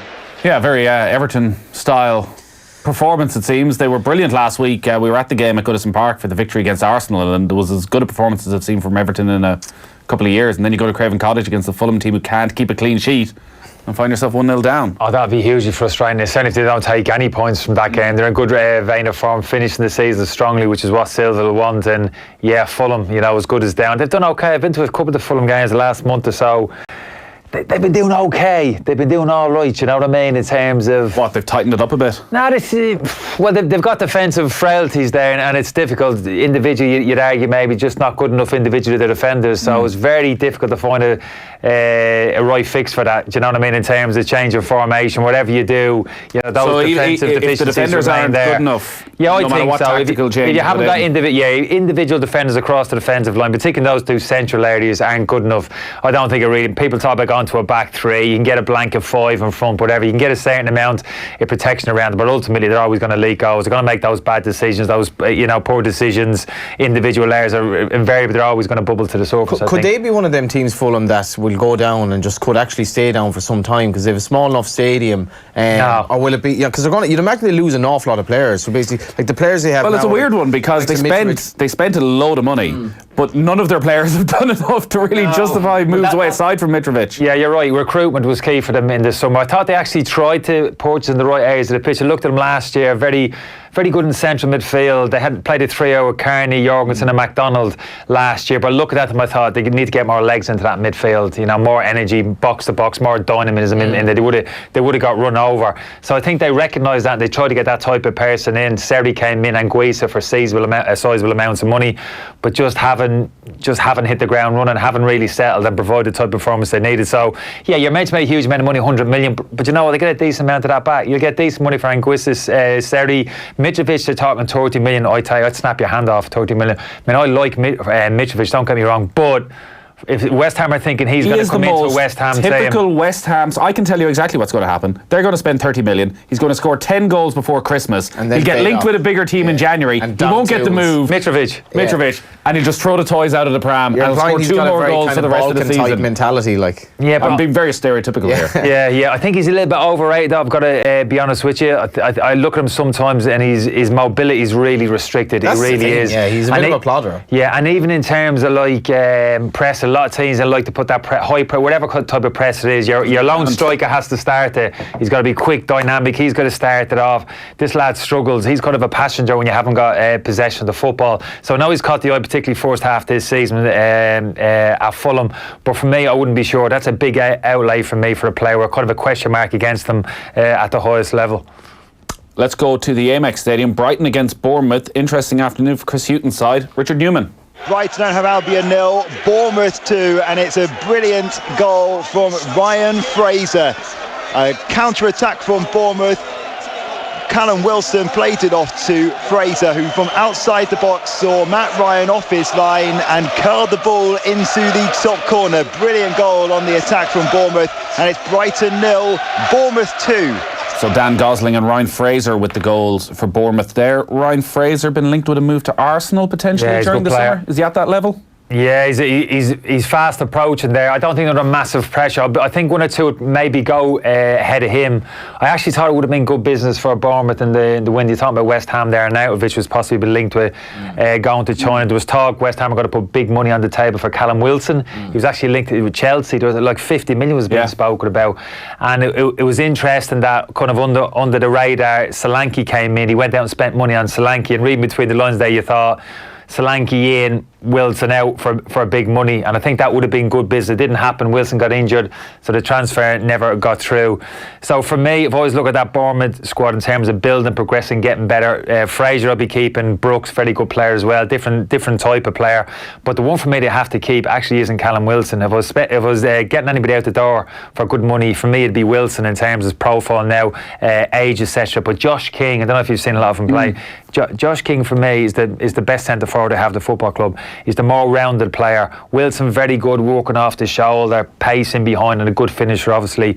But Josh King is all round plays, link up play, receives the ball on the half turn, sees pictures early, links it up very well. He for me is actually, if not at the moment, very quickly is going to be the best centre forward at the football club. And can he play that more advanced centre forward role? Because he sort of plays behind Wilson at the moment. Yeah, I think. But you don't remember Slanky's been brought in. But Slanky's a centre forward, never got that opportunity at Liverpool. So for me, Josh King, Solanke, Fraser, Brooks, these type of young players, they're the ones. That's a core group of players you got to keep together. And if they have to send somebody out the door, for me, it's got to be the likes of Wilson, big money, and then off you go again. Arsenal's transfer dealings will be pretty interesting during the summer as well. If they're looking at the likes of Ryan Fraser, they obviously need a replacement for Aaron Ramsey, which is going to be cost them quite a bit of money.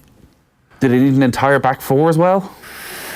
No, I don't think an entire back four. Yeah, centre half has been a problem. We're talking about that now for how long, I'm not too sure. Even Koscielny, where a couple of years ago you could hang your hat on, you put Koscielny in there, so you need desperate somebody to play alongside him. Bellerin coming back at right back. The boy who's gone on loan over to Germany, Reece Nelson, for me, he's got to come back and play. I saw him play last year a number of times in the Europa Cup, played very well. I was actually surprised they loaned him out to Germany. I thought he was actually ready to come through, and probably a lot of people have forgotten about him. So he comes back. Well, he could play right back, right wing back. Somebody told me in youth football he was actually played as a number 10, so very versatile player. Scored a number of goals over there with Hoffenheim this season. So for me, he's one who could easily bounce back, and people are like, oh, well, I forgot about him. he could come straight back into the team. But yeah, centre half. So Kratos, I think, is a decent player. Very wholehearted, heart on his sleeve. That's how I never talk him down. One of them you hang your hat on. Not flaky as some Arsenal centre halves. You just can't trust them. Well, you can trust this fella Socrates in terms of I'm up for it today. I'll win me hairs. I get tight, make me tackles. It's not top class. Yeah, but just the level that he's at, for me, they can go and spend there as well. But there's been a lot of good from watching Arsenal this season. I've been so impressed with him in terms of mentality, the shift in mentality that the manager's instilled in the dressing room. He might still need to get Ozil out of the dressing room. I was just going to ask, that shift in mentality, their away record is a disgrace. One win in their last 9 away games. They can see is that not where you really see the shift in mentality? Yeah, that's part of it. But generally speaking, when I've seen them play, the energy levels, the intensity, pressing, just in terms of organisation, just like set patterns, particularly out possession of the ball, how they're going hunting the ball, actually getting around, making tackles. Torre has been a big part of that. But when those the young boys come in, I thought he's had a really good season. I mean, he didn't even play top flight French football, Johnny, before he's come. Yeah. He's come on, taking responsibility on the ball. An all round. Now we're used to pigeonholing centre midfield players, but he's like a very talented player, and he's only going to get better. Which they've every chance. It could be well be fourth by the end of the weekend. That's a decent season for them. I think it's more than that. Nobody was talking about Arsenal realistic top four, Johnny, at the start of the season. Nobody.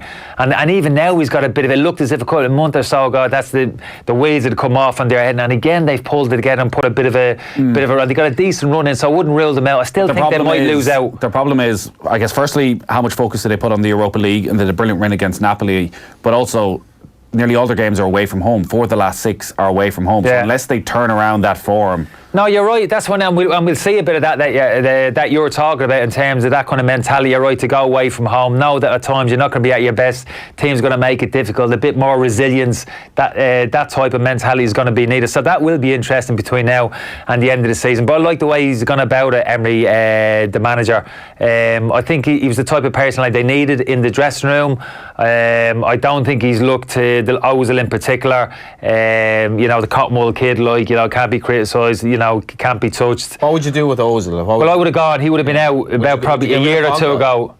No, definitely not. No, definitely wouldn't get rid of. I'd build a team around Pogba. I'm not sure about that. I know we're getting slightly off point here, but Ger was saying this to me during the week, and it kind of doesn't make sense. Solskjaer has kind of mollycoddled Pogba a little bit in the media, but I think it would make perfect sense, if not commercially, just in terms of building a team, to get rid of Pogba, because I think he's unsettling.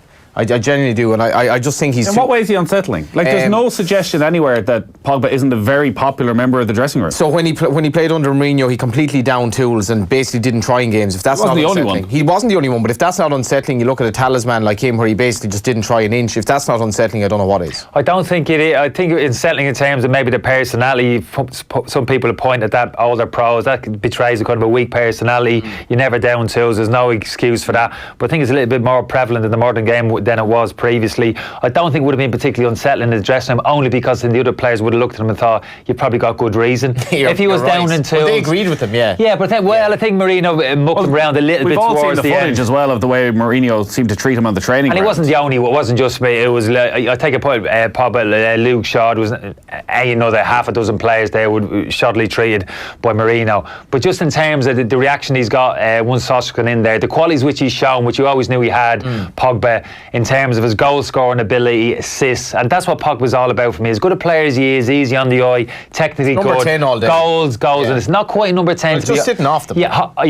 Advanced midfield play in that 3-day United play, one of those advanced players, and staying ahead of the ball, discipline himself to stay. Don't go back too deep, ingratiate yourself, have as many touches in areas of the pitch where you're not hurting teams. Get 30, 40 yards from the opposition goal. I think Matic has been found out an awful lot this season. I think the game has just gotten a bit too quick for him. Yeah, I think you're right. I think again, another, like a year ago, you were talking, because Shelly were talking about Matic a year ago, hang your hat on him, Pogba, they need another. That intervening year, you're probably looking at Matic now thinking, possibly now over the next year or so, going to have to look to maybe incorporate another player in that holding midfield. Well, is that maybe where the change comes then for Manchester United? Like, maybe Pogba doesn't need to be this talismanic figure. Maybe he can just be another player. Now, maybe his personality doesn't allow that, but if they go out and they lose Matic and they lose Herrera during the summer, and they spend big and they spend well, that actually if you have two top quality technical midfielders in there alongside him, Pogba doesn't need to be the main man. He can just be another cog in a very strong central midfield. Absolutely. No, you're right.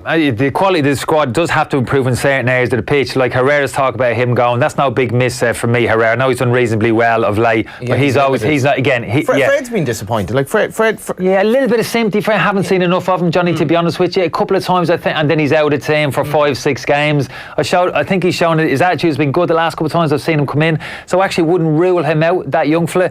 But you're right, in terms of just the overall quality in certain areas, across the pitch, high up the pitch, I still reckon they're as good as that. Sanchez has got to go. There's a couple of deadwood there, kind of Darmian, Rojo have got to go out the door. If Sanchez went out and Sancho, they're talking about big money, him came in, well, that top line, Rashford, Martial, Lukaku, Sancho, that with Pogba in behind, one or two more midfielders as well. I mean, all of a sudden now you're looking at that team and that's woof. They're sensationally well able to do we just have too high expectations of Pogba? Now, he can point to all the trophies he's won and the level he can get to the odd time, but it feels as though we say he should be a top 3, top 5 in the world player. Like, maybe that's never going to be consistently his level. Well, it depends what you mean. What top? You mean what type of play you're talking about? In terms of anything. Just in terms of talent, in terms of how he is running talent. What type of play? The impact he can make. Right. Yeah, absolutely. He can be the best attacking midfielder in the world for me, and purely goals and assists. The ability that he has,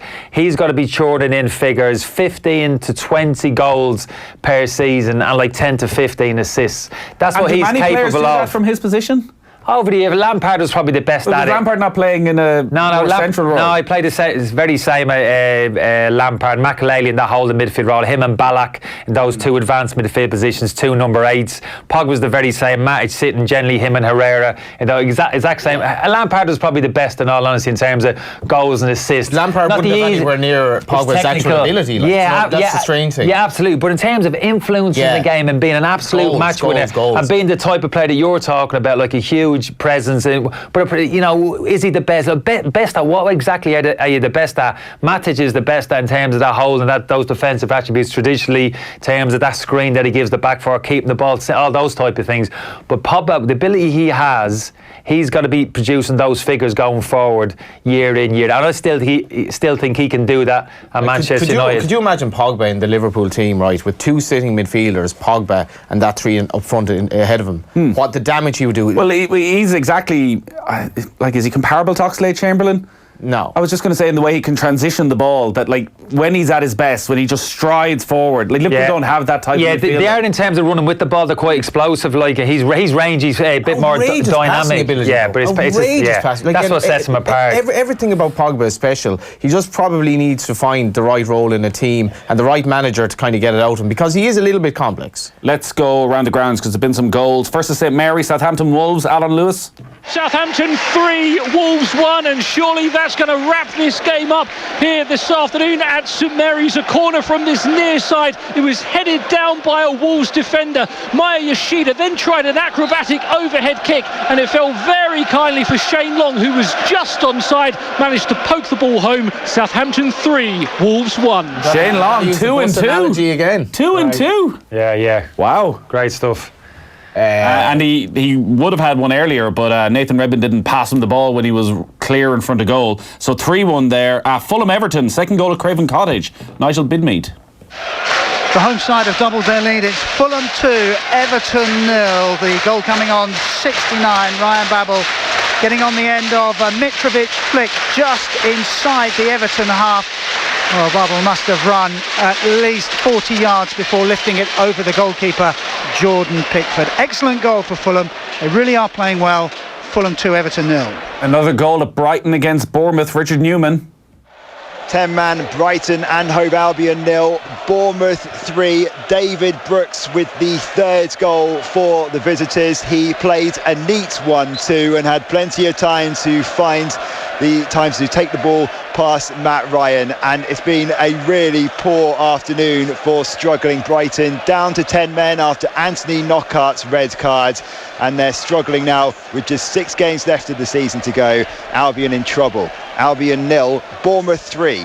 Yeah, disastrous day for Chris Hughton and for Bournemouth. And with Knockhart's red card, that will rule him out presumably as well. What's that run in? Any idea what Cardiff run Cardiff like? On Tuesday night is the game. Oh my God, that is the one. Then they go to Wolves next Saturday. After that, they play Spurs away from home. They have Newcastle, Arsenal and Manchester City. So 3 of their last 4 games are Spurs, Arsenal and Manchester City. Will have nothing to play for. The rest of them, if Cardiff win, they'll be 2 points behind. That's as much as like Neil Warnock he's not the most likeable character in the world. I think the job he's done there to keep them in touch is really insane. Did you ever work with Neil Warnock? No, I didn't. No, there is that. There's that perception out there that Johnny mentions. Probably a good reason to be. I'm not a big fan of how he's carries himself on the touchline. His Brexit carry on was quite, reprehensible. Forget about that. Just from a footballing point of view, like, you know what I mean. I wouldn't be his biggest fan. I got to be honest, but I will say a bit like you said yourself there. Started the season, I would have had him down Cardiff, but I would have had him could have drifted a little bit more than they are at the moment. So I will give him credit for the fact that I think the team spirit is good. The group's together, and they've been down a little bit of late. Taking a lot of blows of late in terms of defeats, but they still feel as if there's still a bit of belief there they can get out of it. He plays a different, quite a regimented way, but I've no problem with that in terms of the players he has at his disposal. It's He's got a certain way of playing. The reporter noticed that at half time there's quite a few people booing. Like if the fans are getting at your back at a time when you're slightly on the wobble, it's really the last thing you need, and that'll be a worry for Chris Hughton. Cardiff, at the moment the gap is 5 points, but Cardiff aren't fully out of it yet in their game at Turf Moor. Let's see what's happening in the match between Burnley and Cardiff. Adam Drury. Burnley 1, Cardiff 0. The away side can sense weakness in the Clarets' defence and are trying to work an opportunity to unlock it. Junior Hoylett has proven a nuisance down the left-hand side, and he had a great chance to equalise when he found space inside the penalty area, but blasted his effort well over the bar. Burnley are experienced at closing out games like this and have set themselves up to neutralise and spring on the counter, but one wonders if this passive tactic will come back to haunt them. At Turf Moor, it's Burnley 1, Cardiff 0. There's going to be an angry Neil Warnock after that game again, because there was a penalty kick overturned where Ben Mee headed the ball onto his own arm. Mike Dean pointed to the spot, and his assistant referee convinced him not to give it. Interesting. So I'd imagine we'll be hearing from Neil Warnock. But if it's the right decision, you can't be complaining. I presume have you seen Neil Warnock? Really? Well, no, I know he will complain, but for me, you can't. Yeah, you can't keep bleating. I presume you didn't think was a penalty in the Man City Spurs game.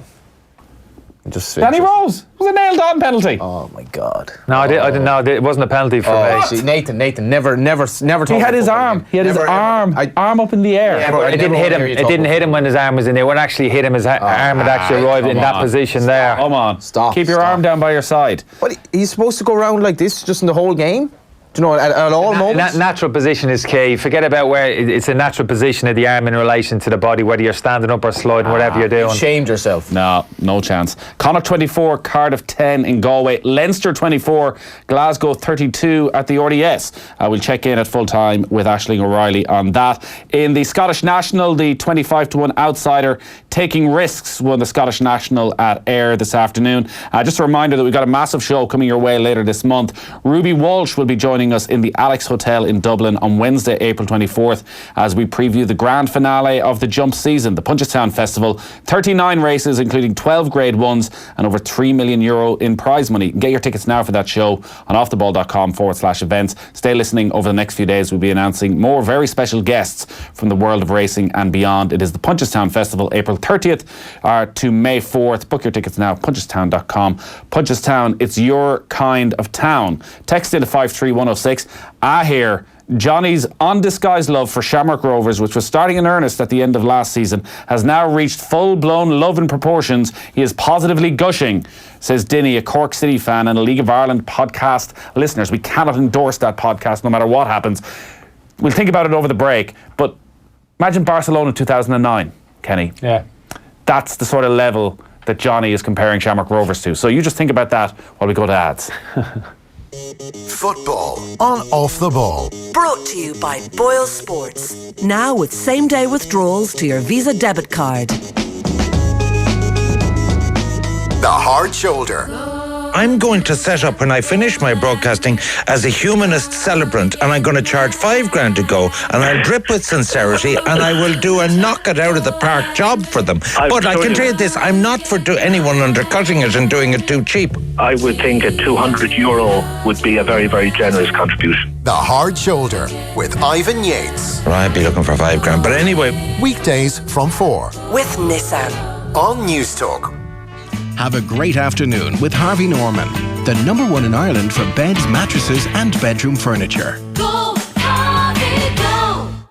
Critics are calling Wild Rose funny, moving and brilliantly uplifting. I'm trying to get to Nashville. Do you not think you've sacrificed enough for that fantasy? It's irresistible. This is me trying to make something of myself. This year's A Star Is Born, only better. You're young, you're incredibly talented. There is nothing you can't do. Starring Jessie Buckley and Julie Walters. When you put your mind to something, you can do anything. It's sensational, a must-see. Wild Rose, in cinemas now. Certificate 15A. As the dog of the house, I know exactly what my family are thinking. Right now, they're convinced I am upset they're heading off on holidays. Me? Upset? Yeah, right. They have AA travel insurance, so I won't have to worry about them. While I'm living it up with the neighbour's French poodle, Fifi. Ooh la la. Go to the AA.ie and get annual travel insurance from only $16.99. And you're even covered before you go.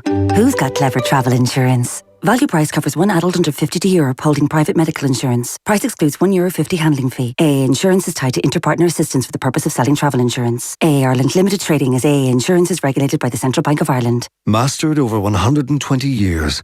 Opel is the German car brand that pairs a perfectly sculpted model range with our most efficient engines yet. Come and discover our latest addition, the Opel Grandland X, the impressive and affordable German SUV. Yours with 0% PCP or HP finance from now until the end of April. See the Grandland X and our full SUV range at Opel's 120-year anniversary event at your Opel dealership now. Opel, made in Germany. Built for Ireland. Lending criteria, terms and conditions apply. Hire purchase agreement provided by Bank of Ireland Trading as Bank of Ireland Finance. The United Kingdom is due to leave the European Union. This will mean some changes for people and businesses in Ireland. The government, along with our EU partners, has been working to prepare Ireland for these changes.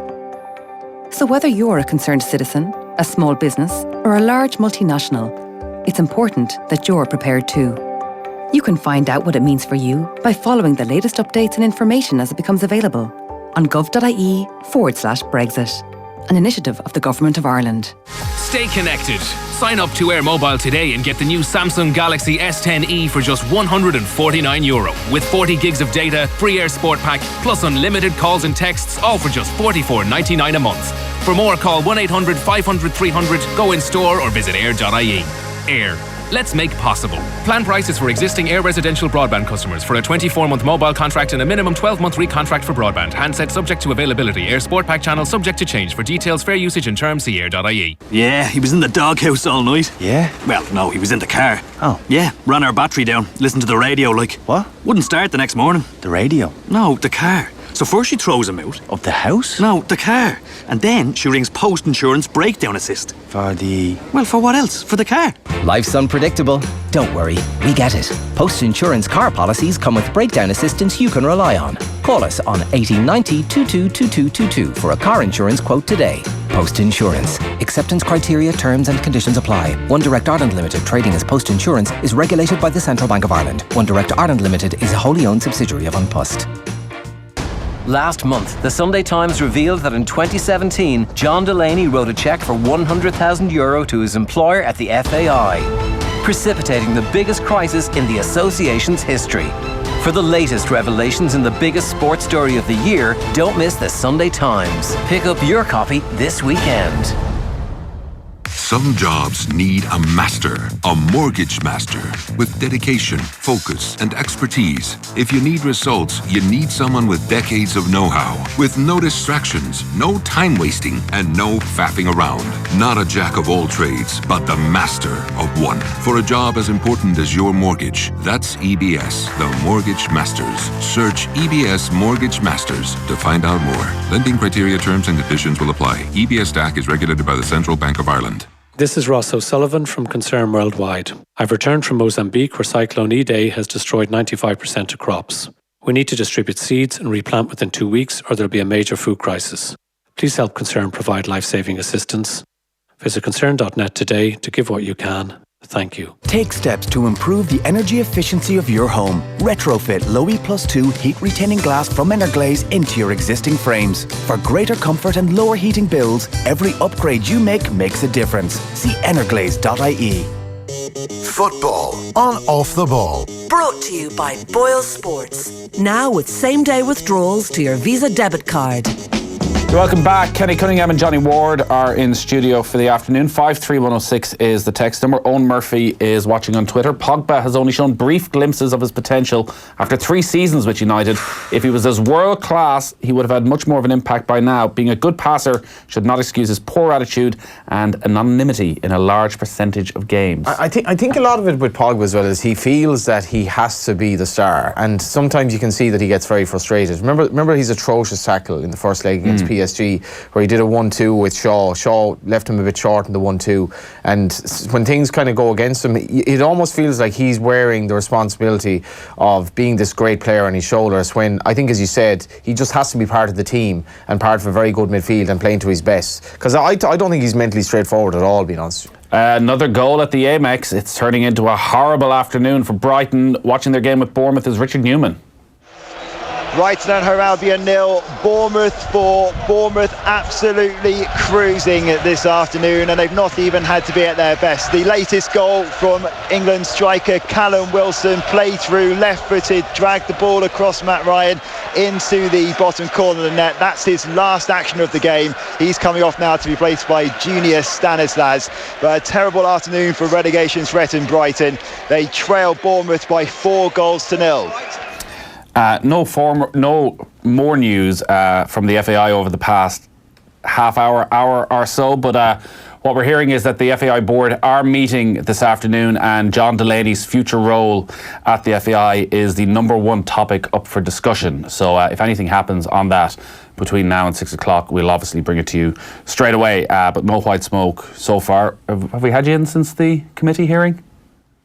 Oh, jeez, I'm trying. Sit down for the 8 hours, did you? Confused. I was in with it. Sit in for the 8 hours? No, I didn't see it. I was here the night before with Joe, actually, chatting. John was due to go down and sit in front of the Oireachtas, I didn't see it. No, obviously, just read a little bit. All right. It wasn't much to read. Yeah.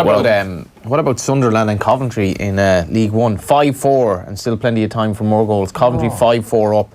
2 clubs not that long ago in the Premier League, plugging it away in League One. But that's a big game, like Sunderland. Funny enough, Barnsley as well were winning 1-0. They're top 2 space, is it? Top 2 or 3 in that league? Top 2. Yeah, winning 4-2 against Fleetwood Barnsley. The scores then in the Premier League: Bournemouth 4-0 up away against Brighton. Burnley still hanging on 1-0 up against Cardiff. Fulham lead Everton 2-0, and Southampton are 3-1 up against Wolves. They're into the final couple of minutes of those games. Earlier, Lucas Moura scored a hat-trick as Spurs beat Huddersfield 4-0. The late game sees Manchester United take on West Ham United. Alan Tully is there. Evening, Alan.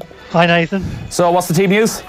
Well, of course, United still with their eyes firmly on those coveted top 4 places. I think they have to win this one, though. Solskjaer's made 5 changes to the side, which lost here against Barcelona in midweek. Ashley Young and Luke Shaw both suspended, of course. Rashford, Lindelof and McTominay all on the bench. Phil Jones, Juan Mata, Anthony Martial, Jesse Lingard and Marcos Rojo all start for visitors West Ham. I think that's 7th place, Nathan, looking really unlikely by the minute, but they've made 3 changes to the side which lost at Chelsea. Mikel Antonio has recovered from an ankle injury but only starts on the bench. Of course, Javier Hernandez lines up against his old club. The 3 changes sees incoming Zabaleta, Snodgrass and Masuaku. All right, thanks a lot for that, Alan. Enjoy the game. Thankfully we got through that West Ham team news without having to make a donation to our swear jar.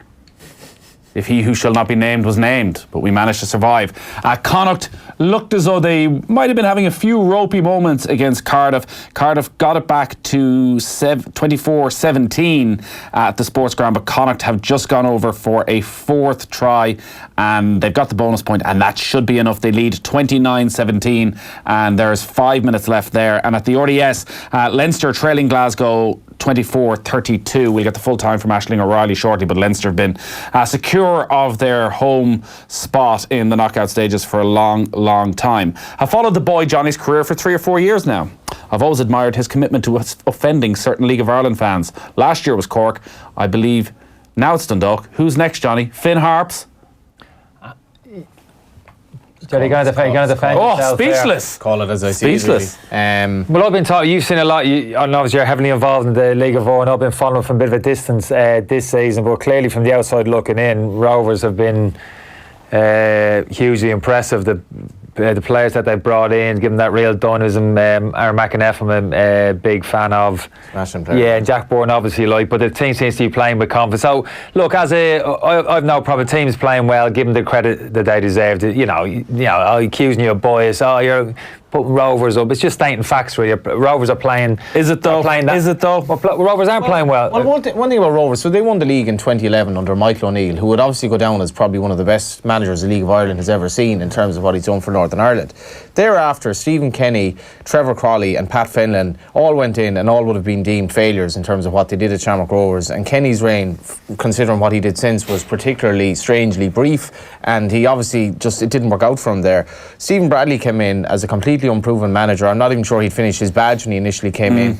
And when they lost 5-2 to Dundalk at home last season, I was at that game, you're right. And fans are on the tour, weren't they? I actually spoke to a Rovers player who said that he couldn't believe that Stephen Bradley was given the time he was last season. He was delighted that he was. And I have to give Shamrock Rovers huge credit, because as a general rule, I feel that a manager deserves at least 2 years, because he has to bring in his own players. He can't just change it overnight. Stephen Bradley's first year, year and a half, even 2 years at Shamrock Rovers couldn't be really deemed a success. And this season, he's brought in the players that he's wanted. He's changed the back four. He has them playing extremely good football. They're absolutely dominating, and I think they deserve credit for not sacking the manager when everyone said that Bradley pretty much should go. They stuck with him, and he was a young manager. And our manager's not allowed to learn on the job. He had a young management team with him, the likes of Stephen McPhail, the likes of Cronin with him, and look at them now. They're playing with great unity. The football they're producing, to me, is as good as I've seen in the League of Ireland. It's right up there with Dundalk, and I'm delighted for the Shamrock Rovers board that this has worked out. And they have a big, tough defence as well. Like, we talk about how many good technical players, like Joey O'Brien right back. Hugely experienced. Trevor Clark, I worked with Trevor with the under-19s a couple of years ago. A lovely player. Trevor, very talented player, very skillful, good dribbler, pacey as well. Was he ruled out of the under-21s? Why didn't he play that night? I would have thought he would have been Stephen Kenny's. I'm not sure he's on his actual starting player for the 21s. I'm not sure. Like, he won't be fired off. He's very versatile. Trevor, he can play wing back, he can play left side midfield. So dynamic last night. But he's got pace. I was at that Dundalk game last year watching that, and the one thing that struck me, I watched Rovers a couple of times, just a lack of pace in the team. I just felt there wasn't enough pace in all areas of the team. So you throw in McInnes, even Trevor coming in at left back, all of a sudden pace, energy all over the pitch. Who's the lad who came in from Bohemians? Dylan Moss came in before the end of last season again. There was one moment last night. It was so funny. That Kenny, basically Jack Byrne got on the ball. He was probably halfway through his own half, maybe towards the centre circle, and he played this raking ball across the pitch to either Clark or Green. I can't remember. There's as good a pass you'll see at any level, and the crowd kind of went, because they're just like, we're seeing this, and this is at League of Ireland level. The football Rovers are playing is very, very good. Goal at Turf Moor, Burnley against Cardiff. Adam Drury. Burnley 2, Cardiff 0, and Chris Wood has surely secured all 3 points for the home side. The cross came on the left-hand side by Dwight McNeil, and then it was a strange bit of miscommunication between Etheridge and Ekwel Manga, as Manga deflected the ball over his own goalkeeper. There behind him was Chris Wood, and all he had to do was head the ball home from barely 2 foot out. It's Burnley 2, Cardiff 0. So Cardiff will remain 5 points from safety, but they'll be going to Brighton on Tuesday night, and a Brighton team that's confident will have to have been shook, because there's been another goal at the Amex. Richard Newman. Brighton and Hove Albion 0, Bournemouth 5. The visitors wrapping up victory here in style. Brighton were still committing some players forwards with 10 men, of course. Brighton, they played the ball patiently. Bournemouth to Junior Stanislas, who wrapped his foot around the ball to make it 5-0 to Bournemouth. All right. Unbelievable. Are not. I tell you what, Chris has got his work cut out, just as well as experienced as he is, because the players, the club are going to lean on that experience between now and the game against Cardiff Tuesday night, because that's pretty crucial even in terms of the players' confidence, that type of result. And for me, it's not even an advantage playing at home against Cardiff. I was in that position. I have been many teams I've played in relegation fears this stage of the season. You almost want to go away from home. The kind of pressure at home, the tension in the stands, you can sense it. So that's a big challenge for the Brighton players. They just have to avoid defeat for me. That's how I see it. 5 points. Which is a problem in itself as well, because they know that the draw is kind of okay. Yeah, absolutely. And all those fears will become ways. You know, a couple of months ago, playing with confidence, you don't even think, but they're not even in your head, those type of thoughts. Now they are, what if draw, you know, if we lose 3 goal difference, what's their run, and all these things you're not even worried about a couple of months ago. You're absorbing, and some players will be absorbing them in more than others and really affecting their confidence. So that's like big responsibility on Chris's shoulders and his coaching staff now, in terms, and straight away after the game, getting the players into the dressing room, first opportunity to speak to them, just calm them down, and then over the following couple of days, how you manage the players more in terms of their mindset than anything else, and getting them in that kind of right frame of mind going into the game against Cardiff. Let's quickly go to the RDS, because full time between Leinster and Glasgow. Aisling O'Reilly was watching. Yes, Nathan, full time here at the RDS, and what a game. It wasn't meant to be for Leinster. It's Glasgow Warriors 39, Leinster 24. We saw some individual moments of brilliance. It was Glasgow Warriors who led by 1 at the break. The introduction of Tyke Furlong at half-time had a huge impact for Leinster, seeing them get the first score of the second half with another Rob Kearney try. He hadn't scored a try for Leinster since 2016, so what a game the full-back had. In the 60th minute, it was Cian Healy who drove through the Glasgow defence and eventually seen Dave Kearney get the ball over the line.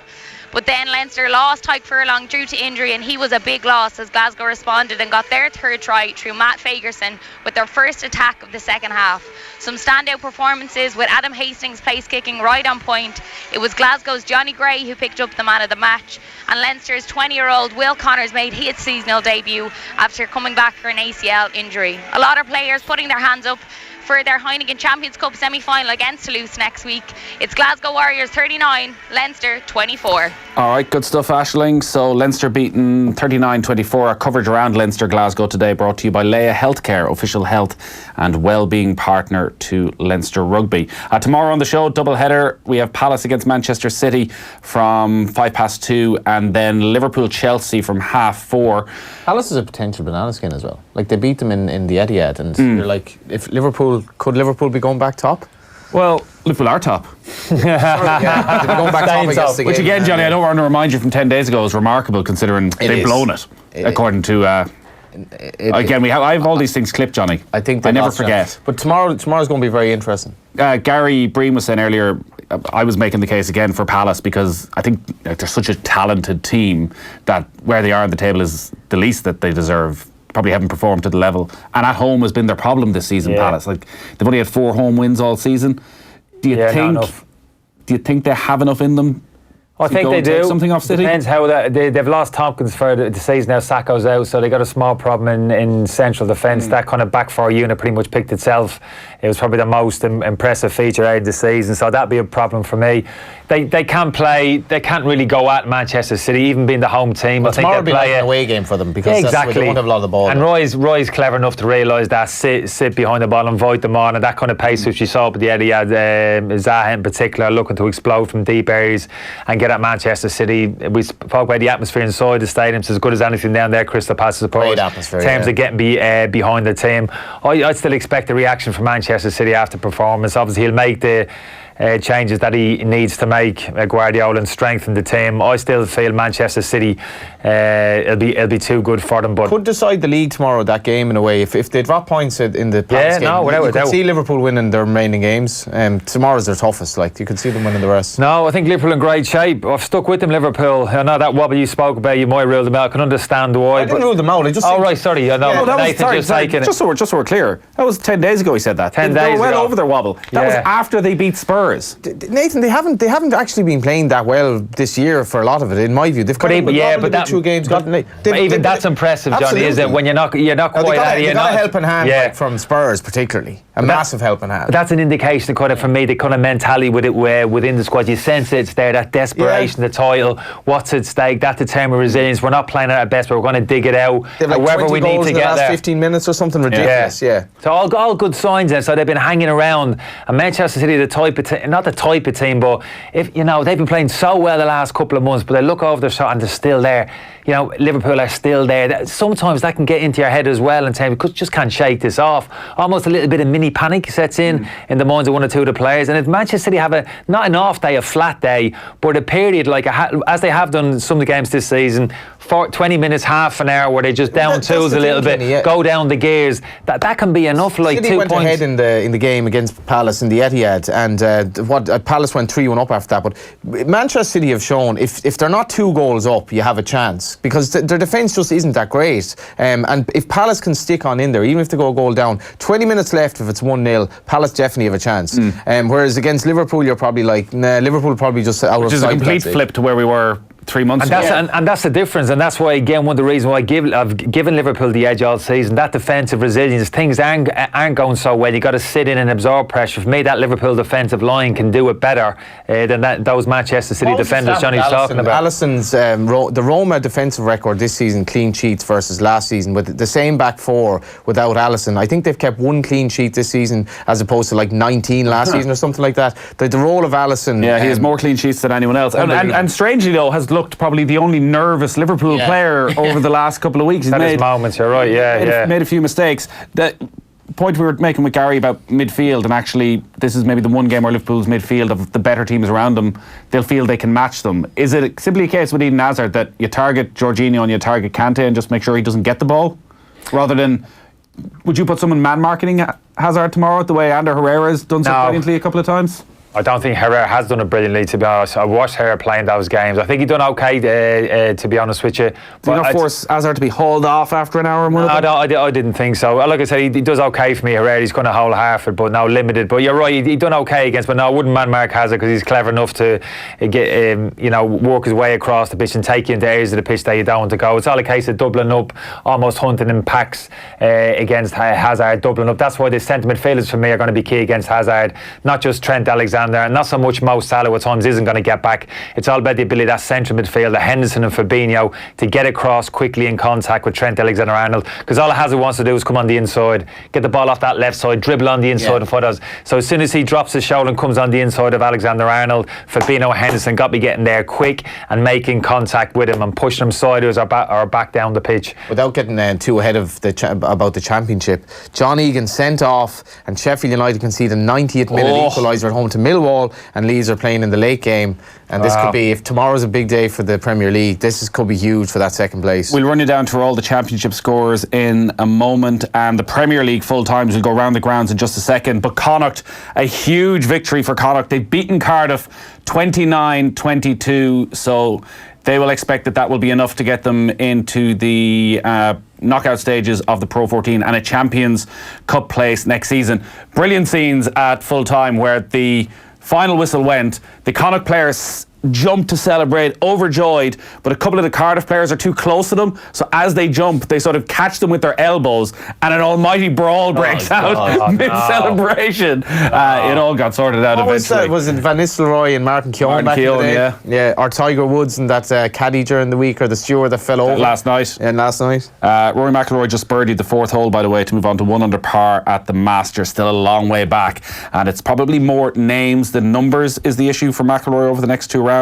There's just too many good players ahead of him to go past, but he's probably looking to get 65 it'd get him to 14 under. Who cares? Back on at the Masters. What? John, come on, everybody cares. The Masters, come on. Nottingham Forest lost today as well at home. Poor old Mon and heart bleeds.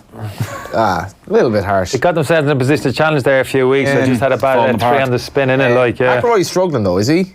He's not struggling going into the... No, he's struggling this week. Yeah, he's struggling this week, yeah. Yeah, no, he's well out of contention. Preston, by the way, beaten 4-1 by West Brom, so that's the end of Preston's chances if they weren't gone already. Callum Robinson actually scored in the final minute, a late consolation. Shawnee hasn't been exactly banging them in as well. I think he's been playing in a central position.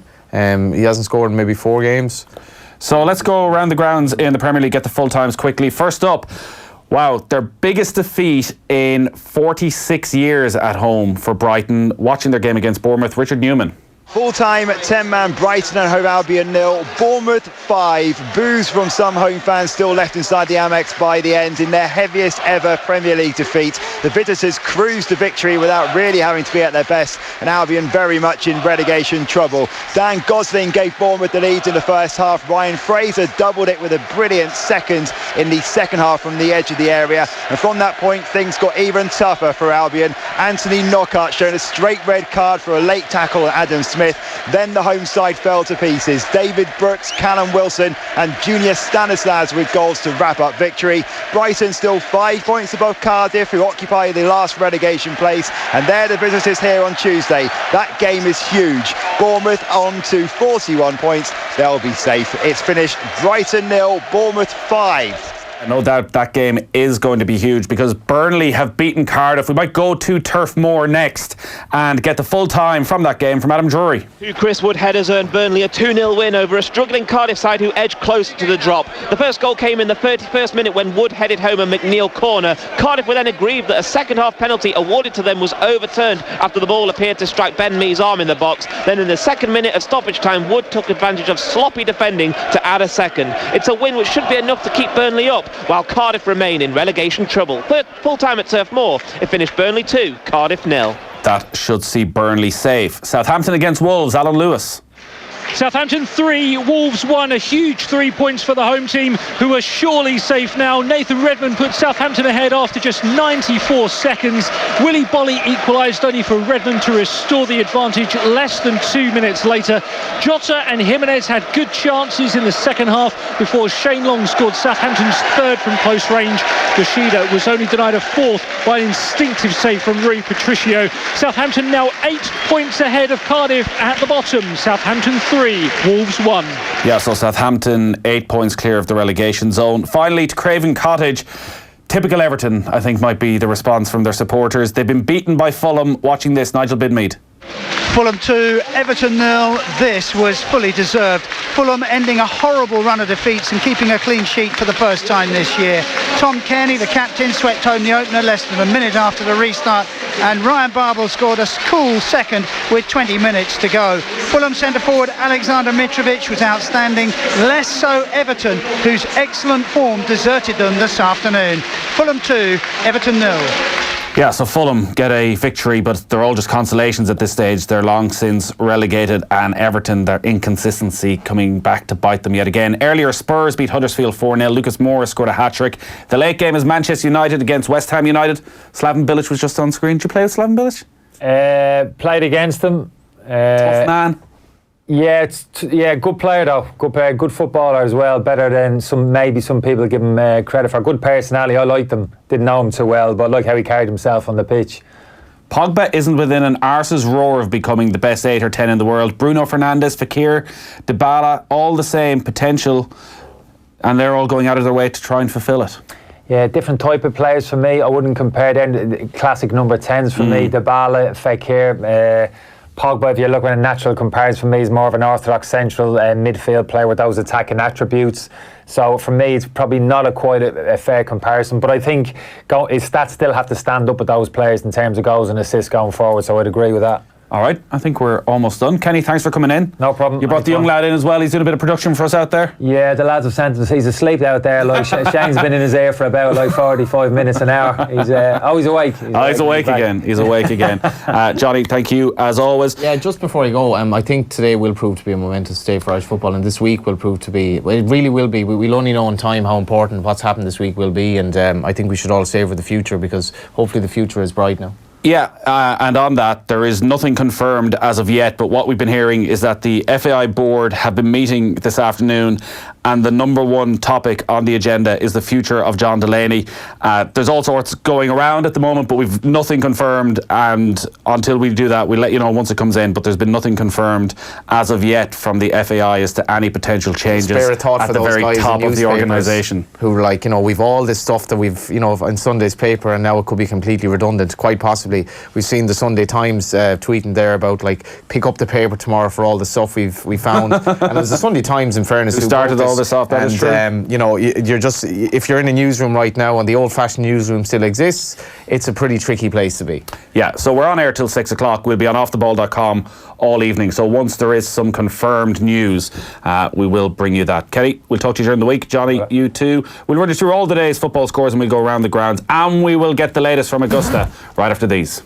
Join that conversation. Text us on 53106. Texts cost 30 cents. One of the most important safety features of your vehicle is to have a clear view of the road ahead of you and to be able to react quickly.